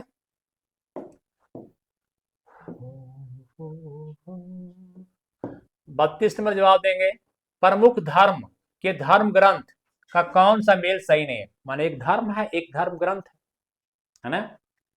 करा तुराह, तुराह जो है आपको यहूदी धर्म का है, बिल्कुल सही है, तुराह यहूदी धर्म का सही है। जिंदा अवस्था बौद्ध धर्म का बोल रहा है। कुरान मुस्लिम धर्म, बाइबिल बाइबल ईसाई धर्म। आप बताएंगे, जवाब देंगे आप लोग जल्दी सा, इसका जवाब बड़ा मजेदार जवाब दीजिए, इसका जवाब दीजिए आप लोग।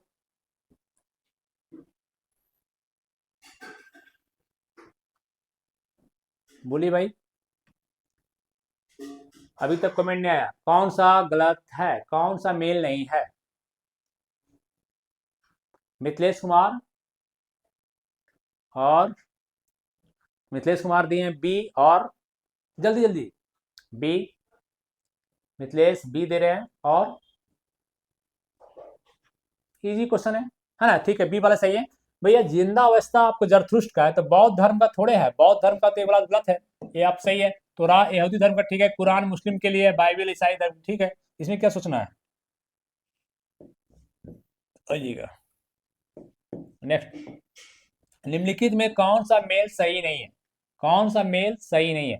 सबसे ज्यादा मार्ग बदलने वाली नदी कौन है, कोसी नदी है। बंगाल का शोक कहा जाता है दामोदर को, बंगाल का शोक सही है। सोना का अंश वाला नदी कौन है, इकोन नदी। या अगर चीन का शोक कौन है, यांगत्सी नदी, बताएंगे कौन। 33 का जवाब दीजिएगा या हम बढ़ें, जवाब दीजिएगा या बढ़ें। तो भैया बंगाल का शोक तो कहते हैं दामोदर का, बिहार का शोक है कोसी नदी। नदी इतना परिवर्तित करती है आपको, बिहार का शोक कहा जाता है, क्या कहते हैं, बिहार का शोक कहा जाता है इसे। अगर पूछे उड़ीसा का शोक किसे कहते हैं, उड़ीसा का शोक पता है आपको, कौन है, महानदी। कौन है, महानदी। कौन है भाई, महानदी है ना। उड़ीसा का शोक कौन है, महानदी। तो नदी सबसे ज्यादा मार्ग बदलती है, बात सही है।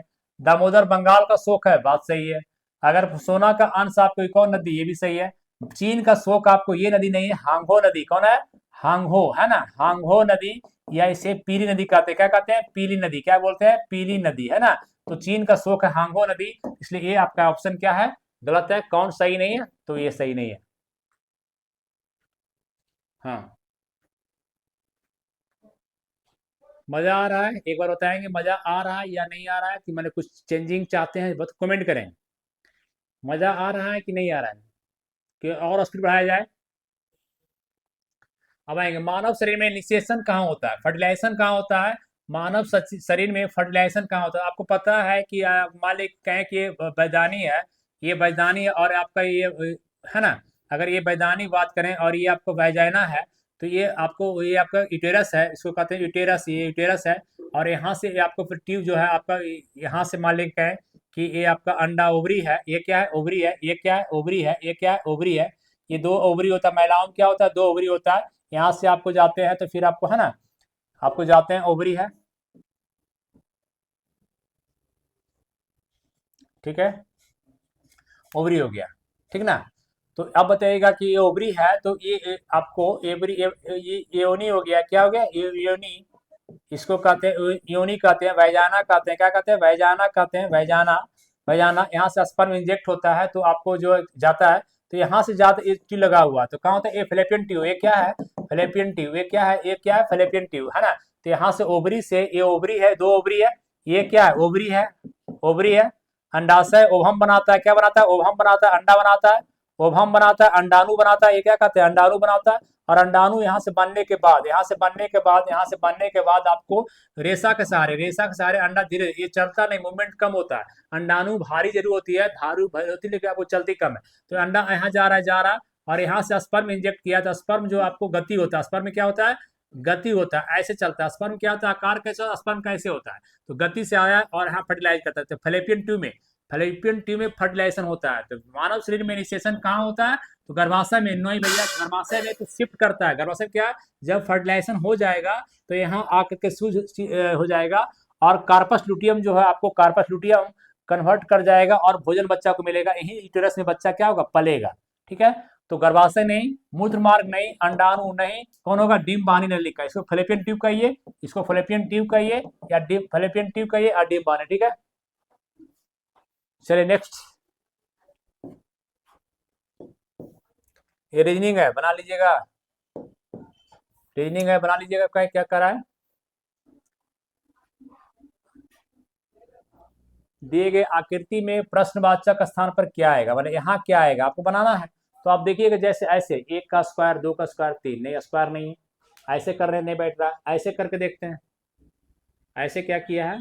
चार, छो चौक 24 करते हैं, 24 10 नहीं होता है, छो चौक 24 और 10 34 तो हो जाता है, 9 72, दोनों मल्टीप्लाई करते हैं तो नहीं होता है। 6 चौक 36 करते हैं स्क्वायर तो भी नहीं होता है।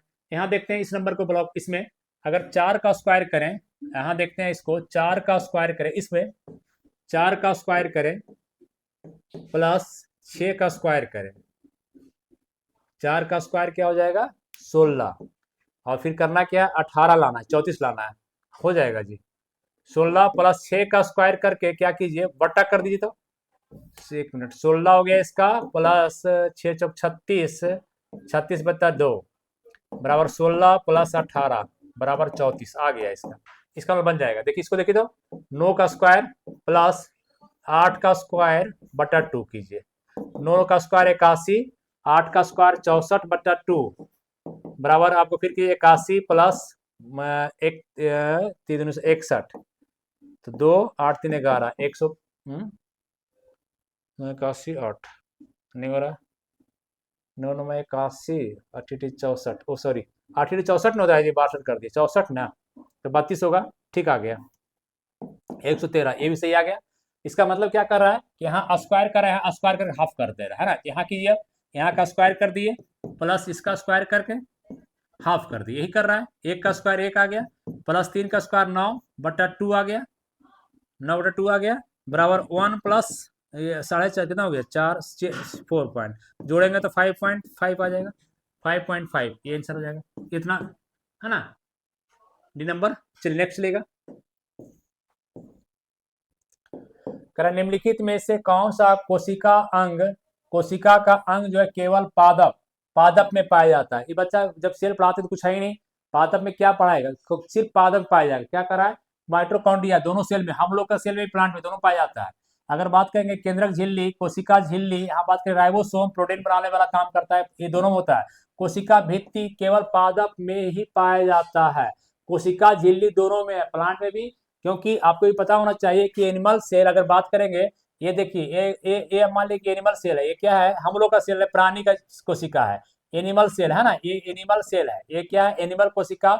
अगर प्लांट का करेंगे तो प्लांट में क्या होता है, एक कोशिका झिल्ली अंदर होता है, एक कोशिका, दो लेयर है, एक ऊपर वाला जो है कोशिका भित्ति है, ये क्या है, कोशिका भित्ति, इसे कहते हैं इंग्लिश में कहते हैं सेल वाल। क्या कहते हैं, सेल वाल। क्या है, सेल वाल, कोशिका भित्ति। और अंदर जो है वो कोशिका झिल्ली, वो क्या है, कोशिका झिल्ली। क्या है, कोशिका झिल्ली, है ना, सेल मेम्ब्रेन। क्या कहते हैं इसे इंग्लिश में, क्या कहते हैं, सेल मेम्ब्रेन। क्या कहते हैं, सेल मेम्ब्रेन, है ना भाई, सेल मेम्ब्रेन कहते हैं, है ना, सेल मेम्ब्रेन कहते हैं। तो वो दो लेयर में है, लेकिन हम लोग का ओनली क्या है, सिर्फ यही है ना, जैसे ये है ऐसे ही हम लोग का, माने हम लोग का एक कोशिका झिल्ली, हम लोग का एक झिल्ली है, उसका दो लेयर है। तो भैया हम लोग में तो कोशिका झिल्ली ये हमरे में भी है, उसमें भी है, तो ये दोनों में है। अंदर में माइटोकॉन्ड्रिया, हम में भी है माइटोकॉन्ड्रिया, और उसमें भी माइटोकॉन्ड्रिया है, उसमें भी माइटोकॉन्ड्रिया है ना, राइबोसोम उसमें भी, हम में भी राइबोसोम है, उसमें भी राइबोसोम है। कोशिका भित्ति इसमें सिर्फ है, सिर्फ किसमें, पादप में। ये प्लांट सेल है ना, ये प्लांट सेल है सिर्फ इसी में, हम लोग में नहीं है। तो कौन करेंगे, कोशिका भित्ति। ठीक है, नेक्स्ट।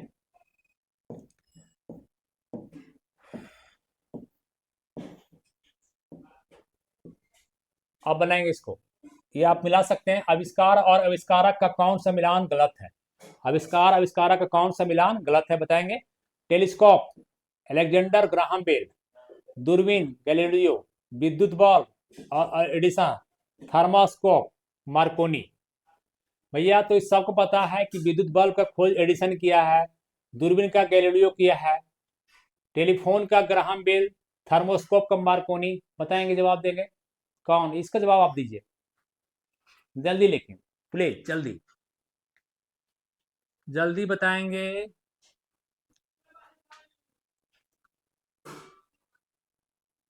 वो डी वाला हो गया, इसका जवाब देना है 37 का, 37 का जवाब आपको देना है, 37 नंबर का जवाब देना है, ठीक है, 37 का नंबर का जवाब दीजिएगा।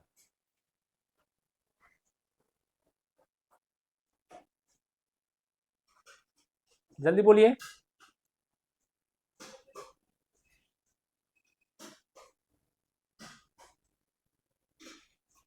चलिए बोलिए जल्दी।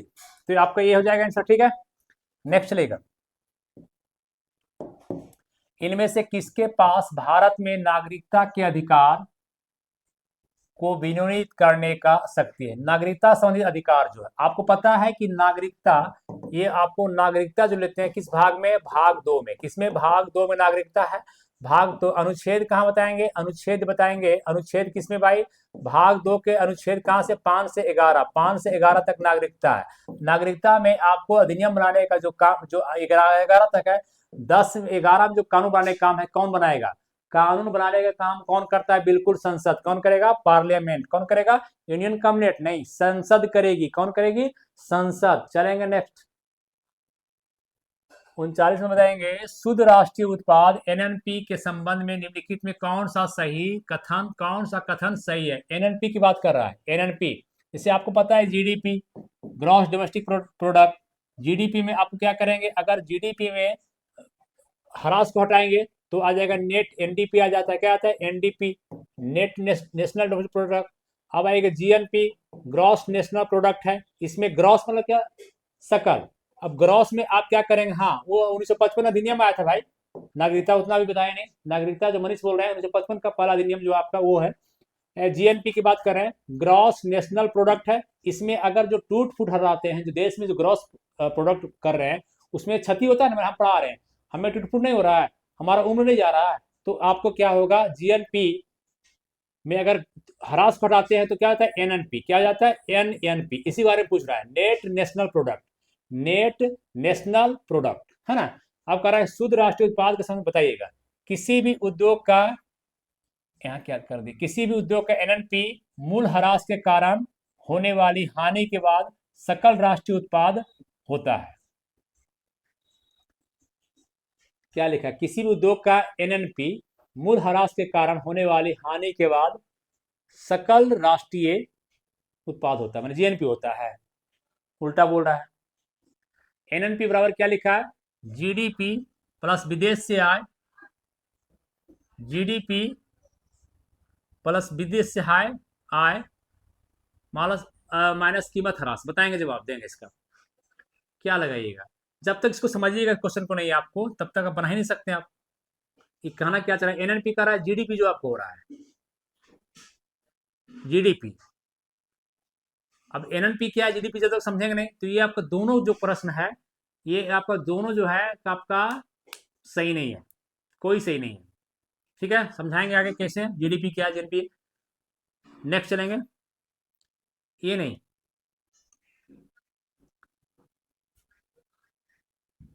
यहाँ देखिएगा, दूध में यूरिया और पानी मिलाने से क्या प्रभाव पड़ेगा? अगर दूध में आपने यूरिया मिला दिया और पानी मिला दिया, तो यह अधिक पीला और झागदार हो जाएगा, यह अधिक झागदार हो जाएगा, यह अधिक सफेद और सपाट हो जाएगा, यह अधिक सफेद और झागदार हो जाएगा। बताइए, अगर यूरिया मिलाते हैं और तो क्या होगा? क्या होगा? क्या होगा भाई? ये अधिक सफेद हो जाता है ना, यूरिया मिलाने से क्या होगा? सफेद। आपको पीला तो होगा नहीं, यहाँ तो होगा नहीं। झाग भी आपको सपाट, ये करा, ये नहीं, सॉरी, ये अधिक सफेद, सफेद यहाँ भी है, झागदार होना क्या होगा? झाग निकलेगा। क्या निकलेगा? झाग निकलेगा। नेक्स्ट चलेंगे।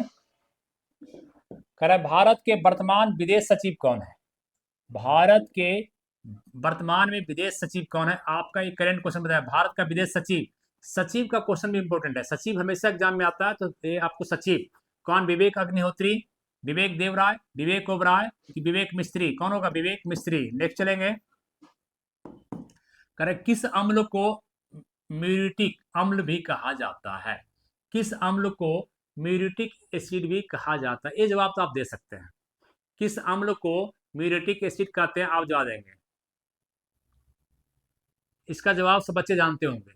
किस अम्ल को म्यूरेटिक अम्ल कहा जाता है? Nitric acid, sulphuric acid, carbonic acid और हाइड्रोक्लोरिक एसिड। मतलब एचसीएल की बात कर रहा है, एचसीएल की बात कर रहा है। ठीक है, माने आप कर रहा है नाइट्रिक एसिड मतलब HNO3 की बात कर रहा है, HNO3, सल्फ्यूरिक एसिड H2SO4 की बात कर रहा है, और कार्बोनिक एसिड की बात कर रहा है। बताएंगे। एक कर रहे हैं HCl, hydrochloric acid, muriatic acid कहा जाता है, और एक का जवाब है HCl, मनीष कुमार का HCl, और मिथिलेश कुमार करें सी, सल्फ्यूरिक एसिड,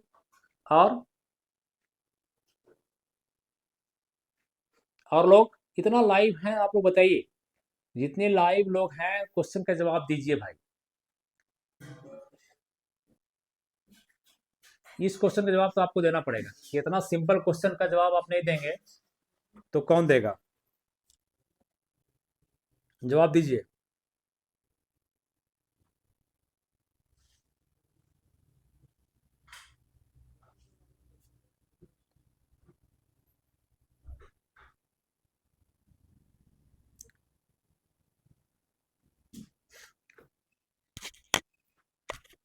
आर्यन सक्सेना, मनीष कुमार, धीरज कुमार, मनीष, आर्यन सही है। जो बच्चे हाइड्रोक्लोरिक एसिड HCl के पक्ष में है वो बच्चे सारे सही हैं, बाकी सब गलत है। किस अम्ल को म्यूरेटिक एसिड कहते हैं? हाइड्रोक्लोरिक एसिड को। ओनली सी नहीं। ठीक है,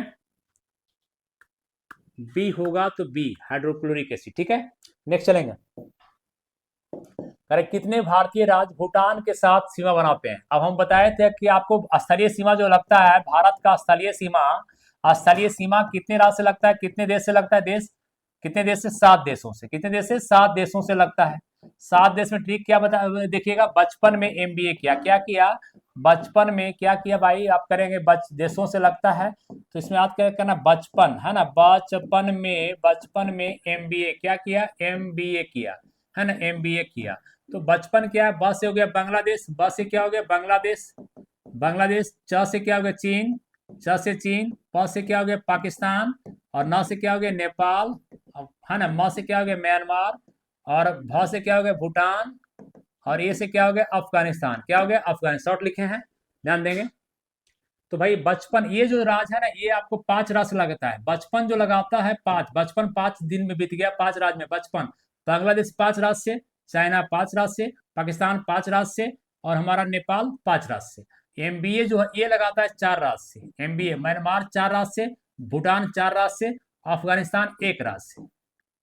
अब मैप दिखा के बता सकते हैं आप, है ना।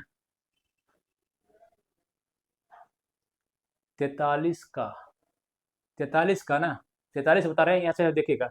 तो कितना हो गया, 43 का डी होगा 4 राज, बिल्कुल 4 राज, है ना। ट्रिक देख लीजिए, बचपन में एमबीए किया, एमबी लगाता है 4 राज से, है ना। कौन कौन, आप अगर भूटान की बात करेंगे तो देख लीजिए मैप, अगर मैप का ध्यान थोड़ा सा भी आपको करीब है, मैप का पता है तो देखिए भूटान, भूटान जो है नीचे है, तो देखिए पश्चिम बंगाल, पश्चिम बंगाल, बिल्कुल बच्चा से लिखे सिक्किम, असम और आंध्र प्रदेश, बिल्कुल सही। मनीष कुमार बिल्कुल सही है, मैप का ज्ञान हमको लगता है कि हो गया है मनीष कुमार, ठीक है। नेक्स्ट आएंगे 4 नंबर, आगे थर्मामीटर में से पारे का उपयोग इसलिए किया जाता है, क्यों करते हैं, क्यों थर्मामीटर में पारा का उपयोग क्यों करते हैं। जो हम लोग को विद्युत का आपका थर्मामीटर लगाते हैं, जो बुखार नापने, या उष्मा का चालक है, या उष्मा का सुचालक है, या उष्मा रोधी है, या विद्युत बिल्कुल भी संचालित नहीं करता है, बताएंगे। हाँ एसीएल होगा, हाँ तो एसीएल हो गया। नीरज कुमार, क्या दिक्कत है, नीरजा, नीरजा कुमारी बोल रही है ओनली, यहाँ बताएंगे। नंबर बताएंगे 44। थर्मामीटर में पारा का क्यों उपयोग करते हैं भाई, क्यों करते हैं पारा का उपयोग, जल्दी बताइएगा। पारा का उपयोग क्यों करते हैं, एपी मतलब समझ गया, अरुणाचल प्रदेश।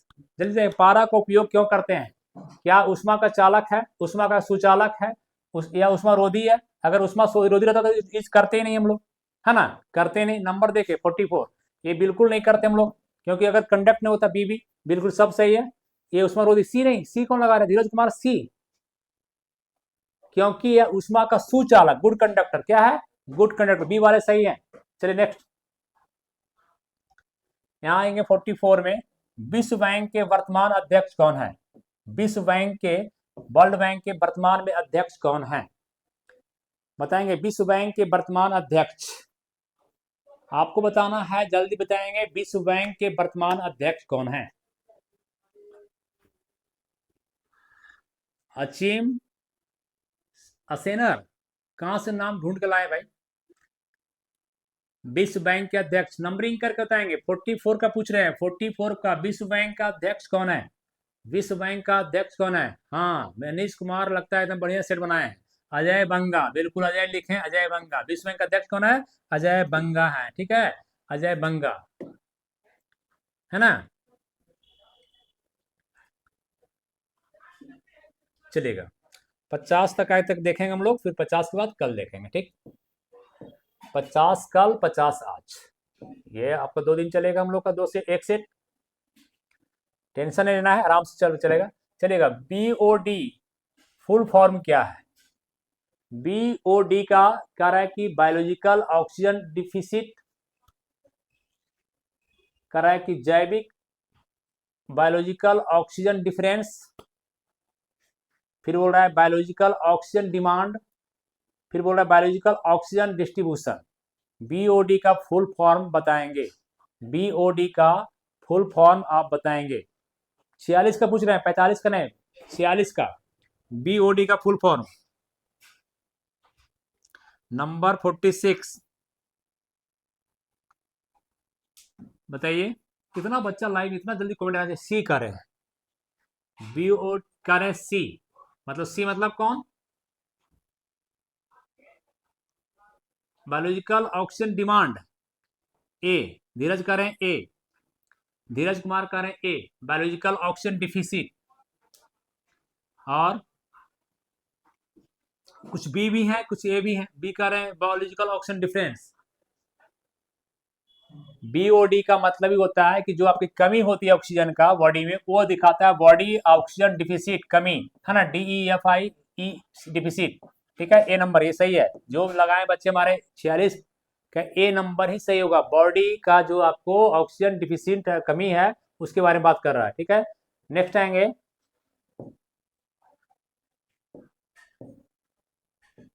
बताएंगे इसको 47, निम्नलिखित में से कौन सा पर्सनल कंप्यूटर का भाग नहीं है? जो हमारे पास कंप्यूटर है पर्सनल, उसका भाग नहीं है। यूएसबी, सीपीयू, रोम, रैम। कौन सा पर्सनल कंप्यूटर का भाग नहीं है? बताइएगा।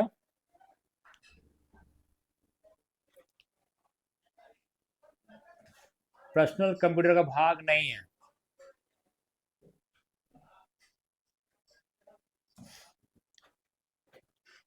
नंबर करके नंबर दो पे नंबर देकर नंबर दीजिएगा तभी बात कीजिएगा, ठीक है। 47 का नंबरिंग कीजिए। कौन नहीं है? सीपीयू नहीं है। देखिए सीपीयू कहते हैं सेंट्रल प्रोसेसिंग यूनिट। सेंट्रल, ये आपको कहते हैं, आपको क्या कहते हैं? Central processing unit. ये आपका कंप्यूटर क्या है? दिमाग है। ये कंप्यूटर दिमाग है। इसका क्या है? इसका ये सेंट्रल फुल फॉर्म क्या है? Central processing unit. ये क्या है? Read only memory. इसका फुल क्या होता है? Read only. रोम का फुल फॉर्म क्या होता है? Read only memory. Read only memory कहते हैं ना। ये आपको जो है सो जब सिस्टम लगाया जाता है, ये आपको क्या परमानेंट मेमोरी, ये क्या है? परमानेंट मेमोरी है ना, ये आपको परमानेंट मेमोरी है। ये रैम क्या है? Random access memory. र से हो गया रैंडम, ए से हो गया एक्सेस, ए से क्या हो गया? एक्सेस, एम से क्या हो गया? मेमोरी। रैंडम, ये क्या है? आपको रैंडम उड़ जाता है, जब काम करे तब काम करेगा। ये वोलाटाइल है। ये क्या है? वोलाटाइल है। ये कैसा है? वोलाटाइल मतलब उड़नशील है। कैसा है? रैम है। जब काम कर रहे हैं, ये आपको रैम लगाते हैं, रैम लगाते हैं ना, तो जब काम कर रहे हैं तो सिस्टम काम कर रहा है, जैसे आप सिस्टम बंद अपने सेव कीजिएगा तो उड़ जाएगा। Random access memory. तो आपको कौन? यूएसबी। ये क्या है आंसर जो बच्चा दे रहे हैं? ध्यान दीजिएगा। 46 गलत बता दिए हैं, 100% सही है। हम बोल रहे हैं देखिए सही 46 नंबर। क्या है 46 नंबर जी? बीओडी का फुल फॉर्म, बीओडी का फुल फॉर्म कह रहे हैं कि हम जो बताए हैं। कौन वाला है? आपका मनीष क्या कमेंट है? मनीष कुमार क्या आंसर दे रहे हैं भाई? ए नंबर, ये तो सही है। यूएसबी उसका पार्ट नहीं है कंप्यूटर का, ठीक है। इसका फुल फॉर्म गलत है जी। बीओडी का फुल फॉर्म देखिए आप लोग तो। बीओडी का फुल फॉर्म क्या करें? Body oxygen deficient, biological oxygen difference. आपका मनीष क्या आंसर था इसका? क्या दे रहे हैं आंसर भाई? हो सकता है मिस्टेक, बोलिए। 46 का, आप 46 पहले बता दीजिए बीओडी का फुल फॉर्म, नहीं तो गूगल बाग सर्च मार देंगे फिर हम। 46 का बी कर रहे हैं। देखें फुल फॉर्म देख लिया मनीष, हो सकता है मिस्टेक हुआ, हमको उतना ध्यान नहीं होगा। देखें आप, बायोलॉजिकल ऑक्सीजन डिफरेंस है जी। इसको, इस क्वेश्चन को आप देखिए, ठीक है। अगर एक लगा रहे हैं तो इसको देखिए तो बायोलॉजिकल ऑक्सीजन डिफरेंस सब बच्चे देख लेंगे। 46 का सी कर रहे हैं, कोई बी कर रहे हैं, थोड़ा सा कंफर्म नहीं है वैसे। मनीष कुमार 46 का सी होगा, मिथिलेश कुमार कह रहे हैं बी होगा। अब गूगल निकालना होगा, है ना। चलिए इसको रहने दीजिए, आप लोग कर लीजिएगा। नेक्स्ट पढ़ेगा। तो इसका आंसर क्या हो गया? ईएसपी। चलिए 48, भारतीय संविधान के कौन से अनुच्छेद के तहत, कौन सा अनुच्छेद के तहत इंटरनेट तक पहुंचने के अधिकार को मौलिक अधिकार बनाया गया है? कौन सा इंटरनेट तक आप बनाने का बता सकते हैं? कौन सा इंटरनेट पहुंचने का बताएंगे? कौन सा आपको अधिकार देता है इंटरनेट का? बड़ा अच्छा क्वेश्चन है। अनुच्छेद 22, ये क्या है? अनुच्छेद 22 में क्या है आपको पता है कि निवारक निरोध क्या है? इसमें निवारक निरोध है। क्या है? निवारक निरोध मतलब आपको गिरफ्तारी पहले भी हो सकती है। अगर आप पर शक हुआ तो आपको जितना भी आपसा वगैरह कानून आया, आप नहीं, वो अब गूगल हम टाइम नहीं उतना, आप कर लीजिए मनीष, ठीक है। देख लीजिएगा उसको, बड़ा मुद्दा नहीं है, आप सब बच्चे देख लेंगे उसको। बीओडी का जो फुल फॉर्म बात कर रहे हैं उसको देख लीजिएगा, हम गूगल अभी सर्च नहीं करेंगे, ठीक है, समय नहीं। चलिए अनुच्छेद 20 में क्या है भाई? अनुच्छेद 20 में क्या? अपराध दो सिद्धि के संबंध में संरक्षण, है ना। अपराध अगर आपका दो सिद्धि हो गया, अपराध दो सिद्धि के संबंध में संरक्षण, है ना। अपराध दो सिद्धि के संबंध में क्या है भाई? संरक्षण दिया गया, ठीक है। 19 में क्या है? स्वतंत्रता का अधिकार, 6 प्रकार का स्वतंत्रता है ये अधिकार, है ना। प्रेस का आजादी सब है। ये आर्टिकल 21 क्या, ये है प्राण एवं दैहिक स्वतंत्रता, प्राण एवं दैहिक स्वतंत्रता, है ना। और ये दैहिक कैसा भाई, प्राण की स्वतंत्रता होनी चाहिए, आपकी शरीर की स्वतंत्रता होनी चाहिए, कैसी, गरिमा पूर्ण जी सके आप, मानवता पूर्ण जी सके, इसके लिए इसी में आपका इंटरनेट आएगा, इसी में आपको केस चलता है। अगर कोई लड़की अपना चला रही इंटरनेट, आपका पासवर्ड है, छिपा रही है, गोपनीय कर रही है, तो उसको अधिकार है, आर्टिकल 21 के तहत उसको सोने, किसी व्यक्ति को खाने का, सोने का, पीने का, ये सब अधिकार है, मोबाइल देखने का, उसको मौलिक मैंने जो भी उसका मौलिक अधिकार फंडामेंटल 21 में है ना। आत्महत्या करने का अधिकार भी है उसको, लेकिन आत्महत्या बचना नहीं, मर जाएगी तो ठीक है, नहीं तो फिर तो वो घसीट लेगा आपको। वातावरण का, पर्यावरण का, है ना, सबकी सुरक्षा दी है किसमें, आर्टिकल 21 में। लगता है हल्का, लेकिन बहुत आजादी इसमें। इसमें आपको इंदिरा साहनी केस आया था, उस मामले में कहा गया था कि इंदिरा साहनी केस में कहा गया था कि मनुष्य को गरिमापूर्ण जीने का अधिकार है, ये खाली प्राण एवं दैहिक सुना नहीं, माने मानवता पूर्ण से, ठीक है। तो आपका इंटरनेट भी इसी में आएगा, है ना। नेक्स्ट,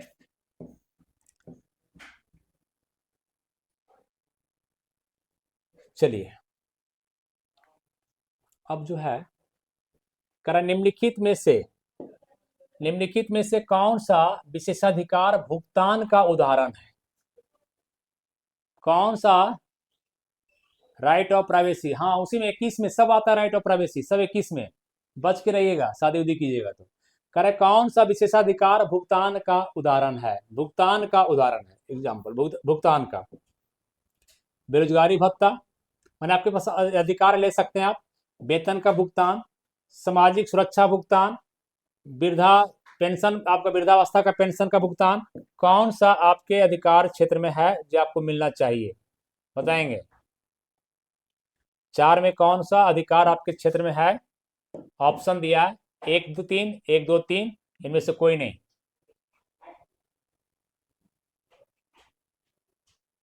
बताएंगे।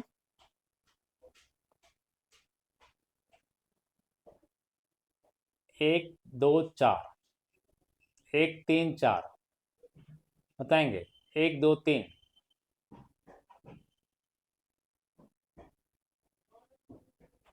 जवाब दीजिएगा। 48 नहीं, 49,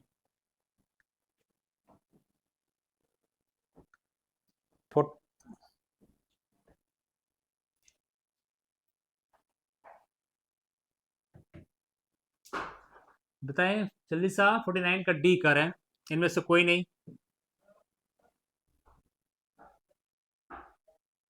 यहाँ देखिएगा, कह रहा है कौन सा आपका विशेषाधिकार है, वेतन का, बेरोजगारी भत्ता तो आपके है, सामाजिक सुरक्षा भुगतान भी आपके पास है, जो सामाजिक सुरक्षा मान लिया आपको कुछ हुआ घटना,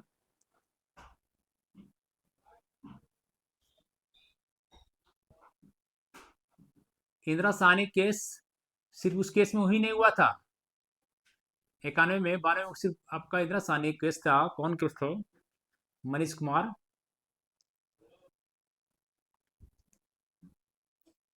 हाँ इंदिरा साहनी केस में वो हाँ ठीक ठीक ठीक, ठीक है देख रहे हैं, तो कौन होगा बताएंगे, बेरोजगारी, ठीक है, सामाजिक सुरक्षा भी है, वेतन भुगतान विशेष अधिकार भी नहीं आता, वो तो आपका रेस्पॉन्सिबिलिटी है, तो आपको सी आंसर ही होगा, क्या होगा, जो बच्चे लगा रहे हैं सी, बहुत सारा आंसर दे चुके हैं सी का, तो सी आपका बिल्कुल सही है, ठीक है। नेक्स्ट चलेंगे, प्रमुख शासकों के वंश का कौन सा मेल सही नहीं है, कौन सा मेल, माने शासक है एक वंश है, राजा भोज किस वंश का, परमार, राजा भोज कहाँ, परमार वंश जो था, परमार वंश जो राजा भोज, ये बिल्कुल सही है, कहाँ राजा भोज, कहाँ गंगोत्री, पृथ्वीराज चौहान, पृथ्वीराज चौहान तृतीय का ये, पृथ्वीराज चौहान का ये चौहान वंश के, चौहान वंश के थे, ये भी सही है आपका, चौहान वंश, देखिए चौहान लिखा है तो रुकिएगा। बहादुर शाह जफर, ये मुगल वंश का शासक था, बिल्कुल सही है। ये आपको जयचंद्र सिसोदिया वंश का, नहीं भैया ये आपको बिल्कुल गलत है, चौहान को चौहान वंश कर दीजिए, ये भी सही है, चौहान वंश भी सही है भाई, चौहान वंश आपको हो गया ना, चौहान वंश पृथ्वीराज चौहान, ठीक है ये भी सही है। जयचंद जो था गढ़वाल वंश का था, है ना, गढ़वाल वंश का था, है ना, जयचंद गढ़वाल वंश का, जैसे 1194 में, आपको 1194 में कौन हराया था, चंदावर में, चंदावर युद्ध में कौन हराया था, गौरी पराजित किया था, कौन किया था, गौरी पराजित किया था, है ना, गौरी क्या किया था, पराजित किया था, है ना, चंदावर। जयचंद की बेटी ही कौन थी, जयचंद की बेटी थी आपको, जिसको कौन अपहरण किया था, पृथ्वीराज चौहान ने, है ना, अपहरण करके ले गया था, तो 50 एक है, ये गढ़वाल वंश है, ये गलत है। ठीक, तो 50 के बाद कल आपको फिर 51 से 50 चलेगा। ओ सॉरी, मनीष कुमार बिल्कुल सही, मनीष कुमार वेरी गुड, बहुत अच्छा, सॉरी दिमाग से स्लिप किया।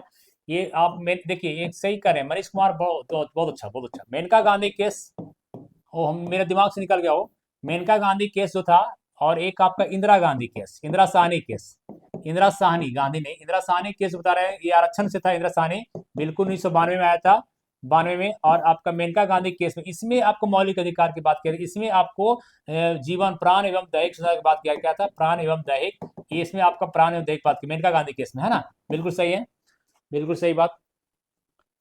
हाँ, मेनका गांधी आर्टिकल 21 से हो गया, है ना, मेनका गांधी आर्टिकल 21 से, मेनका गांधी आर्टिकल 21 से, और इंदिरा साहनी आरक्षण से, है ना, आरक्षण से, बिल्कुल मेन इंदिरा गांधी, हमारे मुंह से निकल गया इंदिरा गांधी। देखिए बच्चे क्या होता है ऑनलाइन में जब लाइव रहते हैं तो फायदा